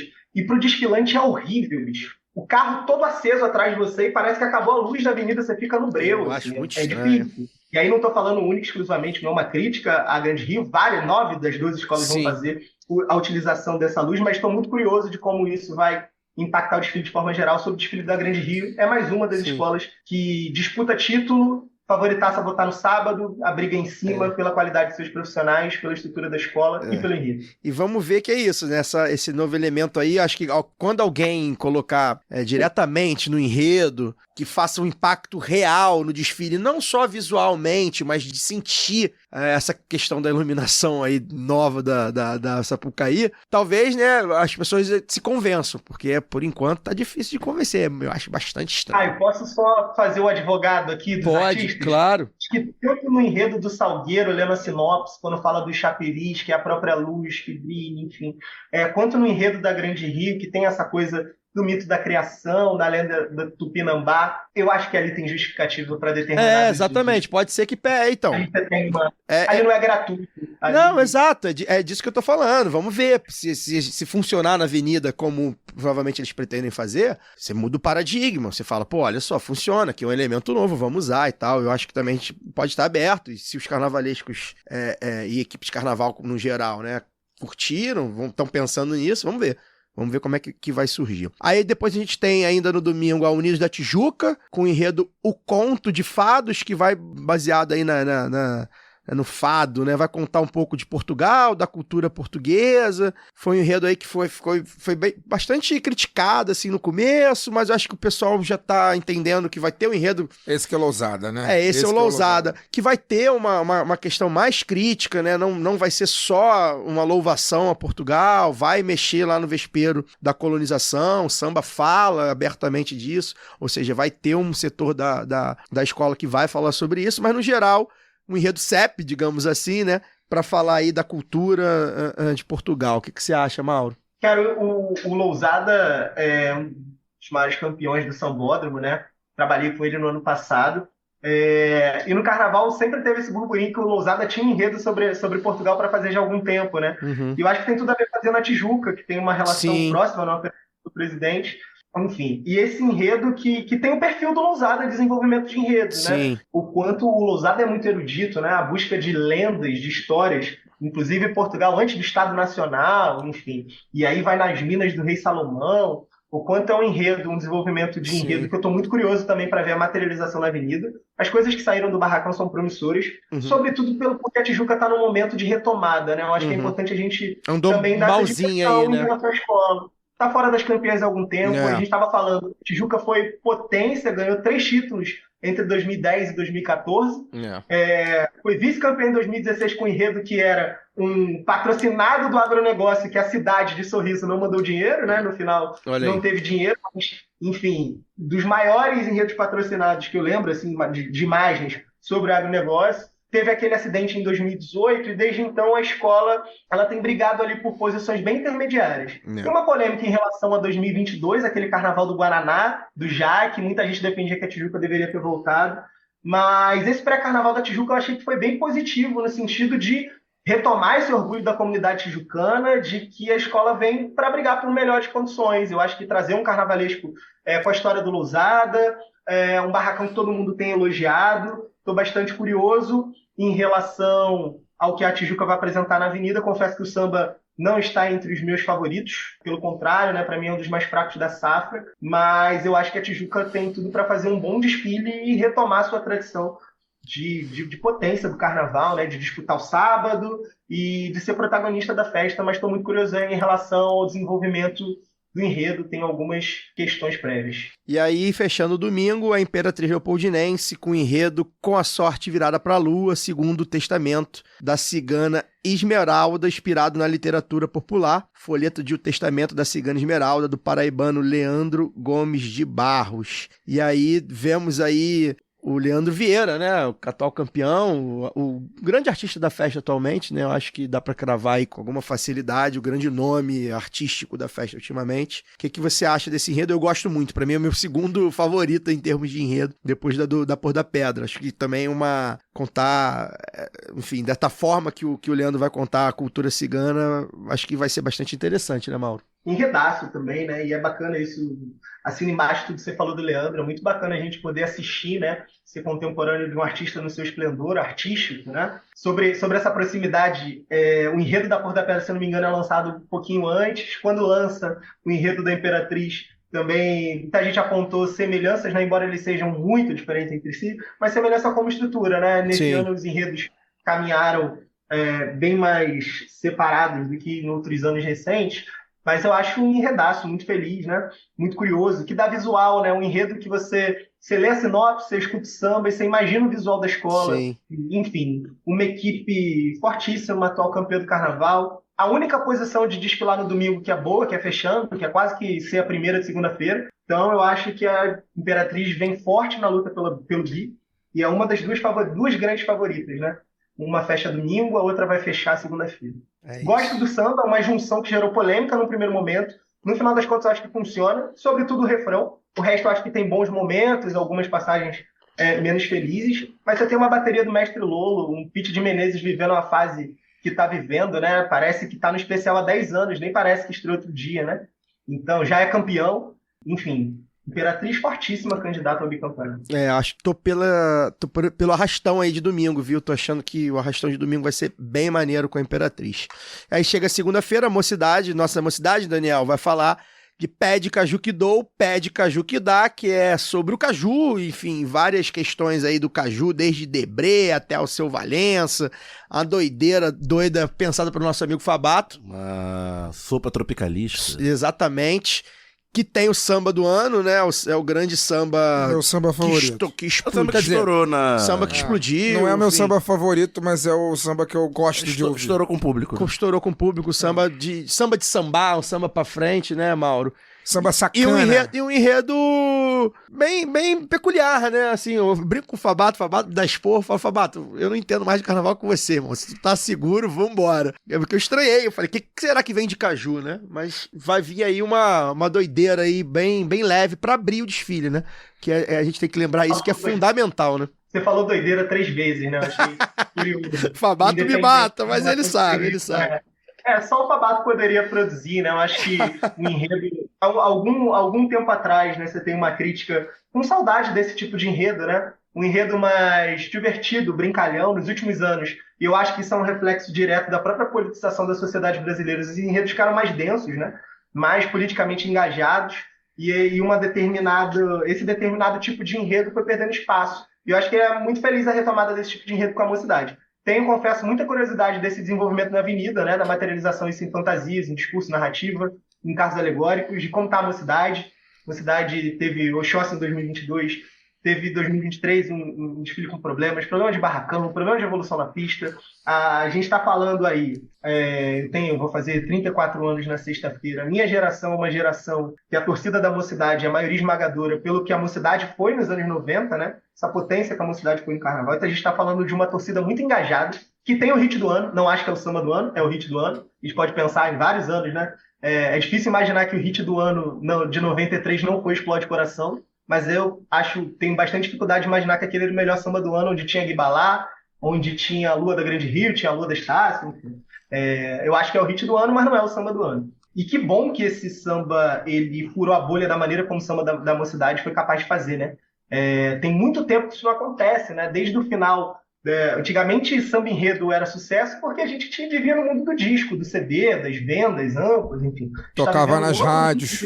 Tocava na rádio. A gente está falando de um outro mundo completamente. As escolas de samba, completamente diferentes. As escolas de samba ainda estão engatinhando na minha maneira de ver em relação a buscar esse público que elas já tiveram hoje em relação aos seus sambas, aos seus enredos. E, enfim, a mocidade foi muito feliz nesse sentido. É uma escola de ensaio técnico 2 vezes, né? A mocidade ensaiou 2 vezes. E foram 2 grandes ensaios. Eu acho que a mocidade tem um chão que tem segurado a escola. E a expectativa é de ver como é que vai ser esse barracão, de como é que vai se materializar esse desfile. Dificuldade de abrir, né? Abrir é sempre difícil, mas é a mocidade independente Padre Miguel. Tem bandeira, tem chão para isso. E espero que faça um grande desfile. Acho que a briga da mocidade é ali para voltar no sábado das campeãs. Enfim, não sei se estaria no meu bolão, mas ela vai brigar firme por isso. Depois, logo em seguida, vai vir a Portela, né, com o enredo Um Defeito de Cor, que é baseado no livro da Ana Maria Gonçalves, né, Um Defeito de Cor, muito bonito, né, tem um samba que eu acho muito bonito também, e eu acho que é um desfile que promete ser muito emocionante, né, pela própria história do livro, né, Fagner? Você que eu tô curioso, já leu O Defeito de Cor, né? Já, eu tô curioso, muito curioso para ver. E é um portelense. Porque...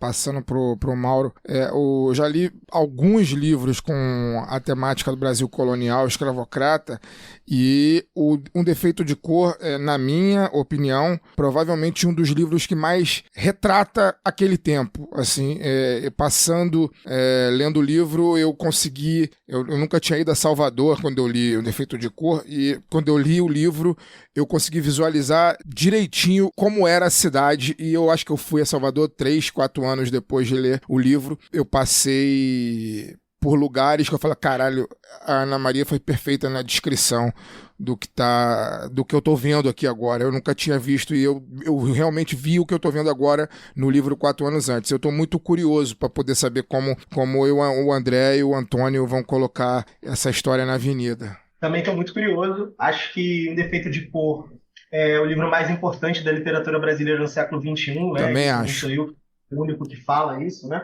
E é bacana o Fagner trazer esse elemento, porque enquanto ele estava falando, eu fiquei pensando, né? Esse livro é um romance, mas a qualidade da pesquisa da Ana Maria é tão grande, né?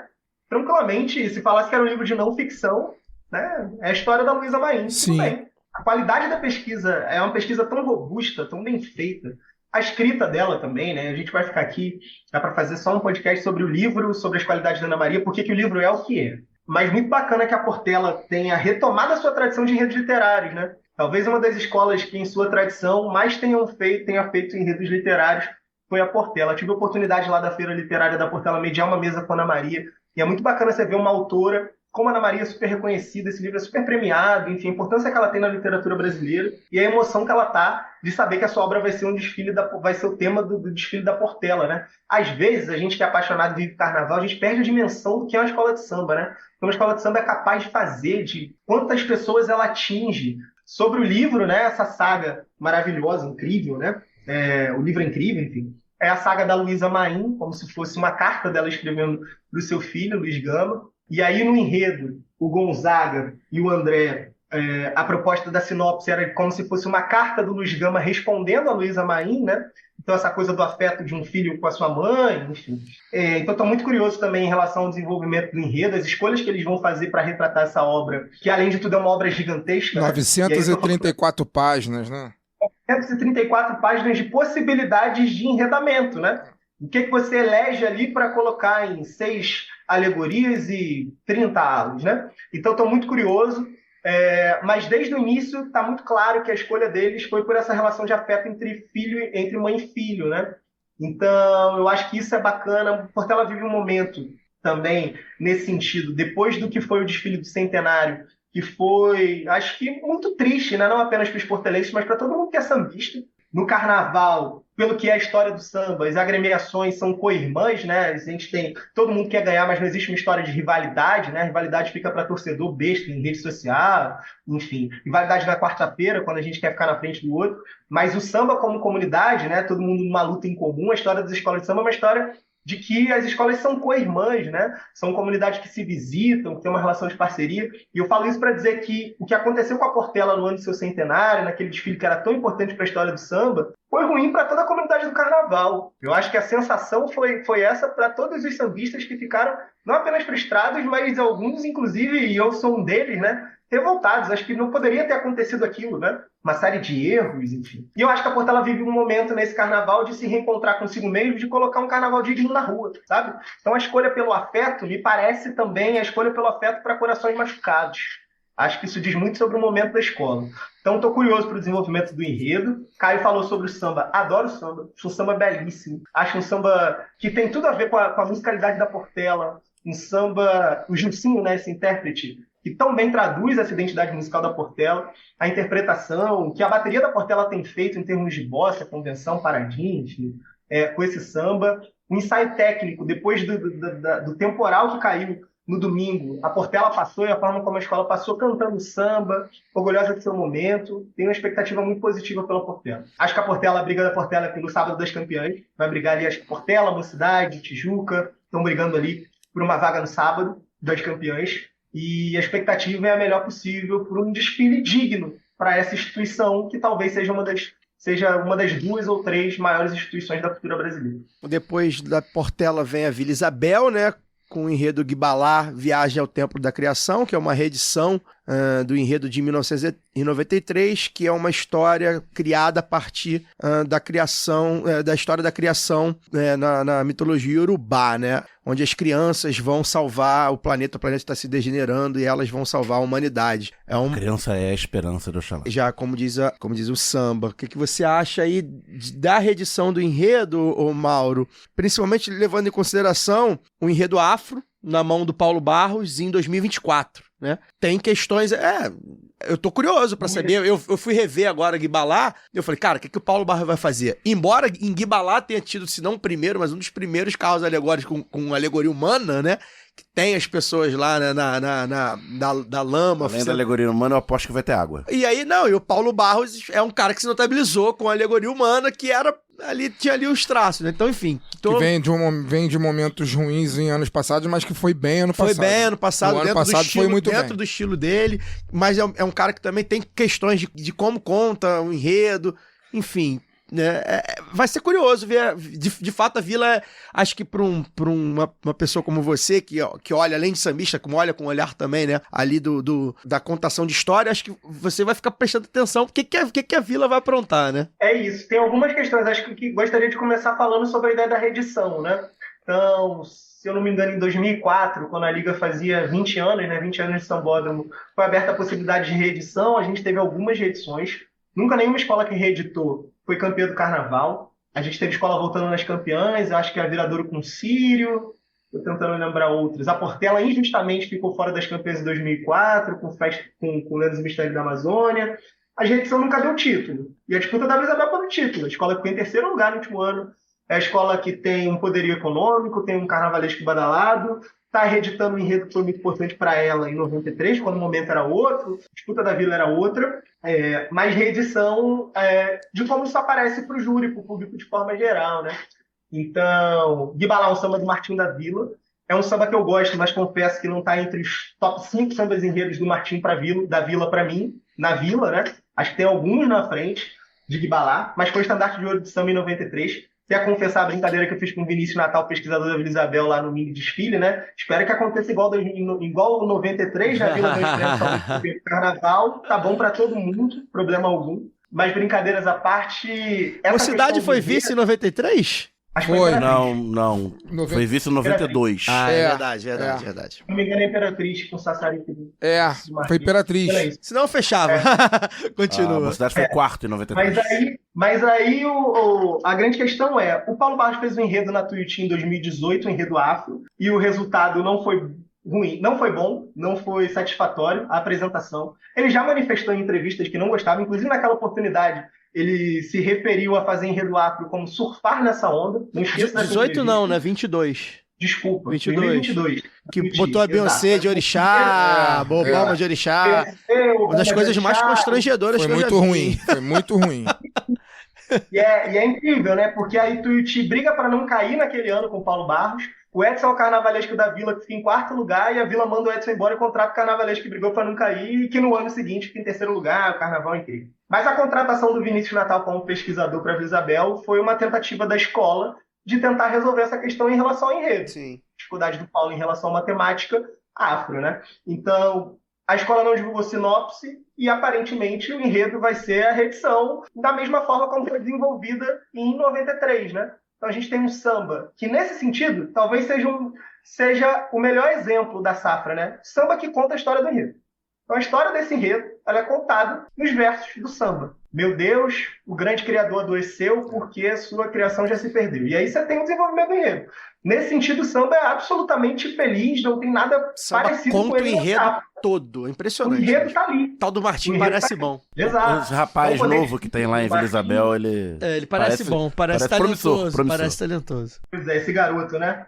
Aí depois da Vila, a gente vai ter... Mangueira. Isso, Mangueira. A gente vai ter a Mangueira, né, com a Negra Voz da Manhã. Basicamente vai contar a história da Alcione, que é uma mangueirense de 4 costados. É uma figura muito popular, né, também. Eu acho que no Brasil inteiro, de alguma forma, né, do samba, do pagode romântico, né. Ela foi uma das maiores precursoras aí desse samba romântico, dessa coisa da mulher, né, também. De alguma forma, a Mangueira novamente aí falando da mulher como protagonista, né, e a Alcione talvez essa loba aí, né, as mulheres todas se identificam, a figura que eu gosto muito também, porque minha mãe adorava a Alcione, eu ouvia a Alcione até o talo, e eu até hoje ouço.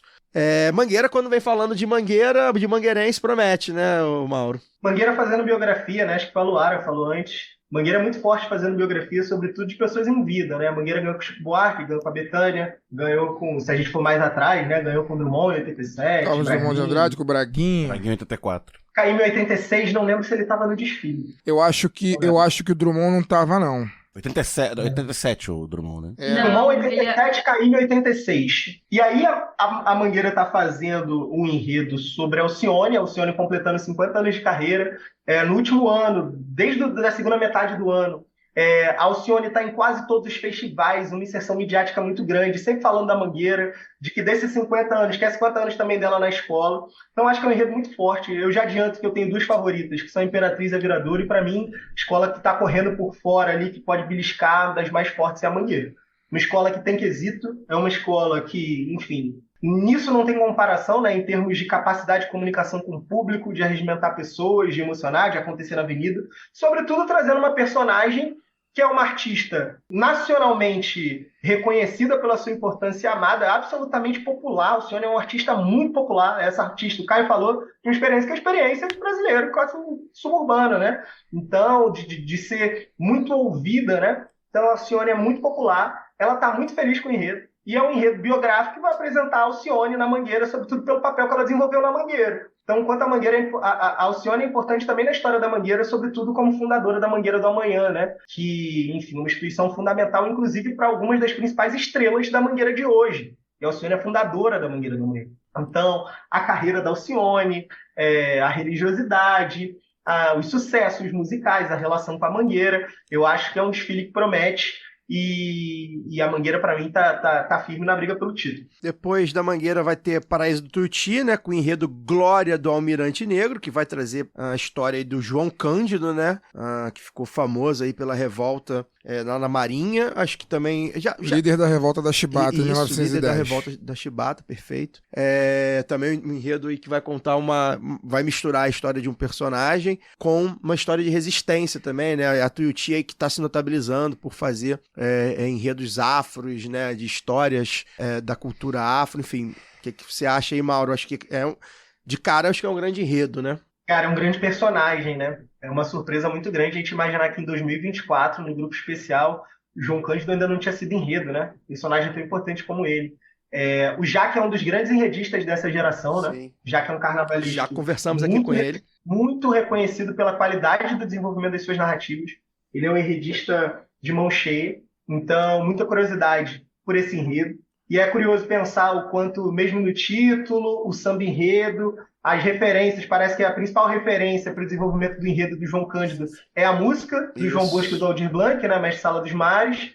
Então, chama de Almirante Negro. O próprio refrão. E aí um amigo meu no Twitter essa semana, o Jader Moraes, né, jornalista, podcaster, enfim, ele fez um comentário interessante que eu não tinha percebido ainda, né? Esse samba ele não cita o João Cândido em nenhum momento do samba, né?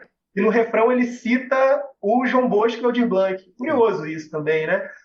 A Tuiuti sempre encomenda seus sambas Cláudio Russo, Moacir Luz, esse time de bambas. Mas curioso em relação a isso, né? Da importância da música para o desenvolvimento do enredo. Acho que isso é algo para a gente pensar também, né?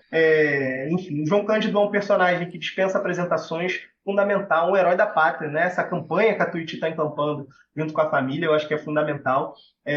Enfim, e todos os percalços que, para além da revolta da Chibata, ele teve que enfrentar por conta do seu papel naquela movimentação, né? E o papel da Marinha do Brasil em relação ao que é essa memória, ao que foi esse fato, enfim. Acho que é um grande enredo, gosto do samba, sou apaixonado pela bateria do Mestre Marcão, suspeito, né? Onde tem Mestre Marcão tem excelência. Tô curioso e acho que a Tuiuti tem quesitos, mas acho que a Tuiuti esse ano, a briga da Tuiuti é pela sua permanência, né, no grupo especial, em relação a Pôr da Pedra que subiu, enfim.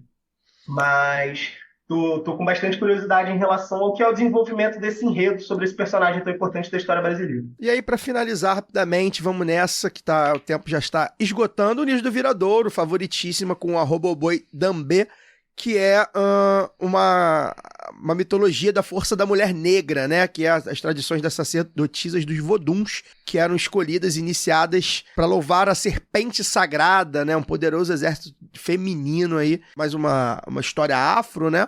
Mais uma história de mulheres negras também. Viradouro que sempre vem forte, sempre vem contando boas histórias também de mulheres. Mais uma história que a gente não conhece, que a gente vai ficar conhecendo.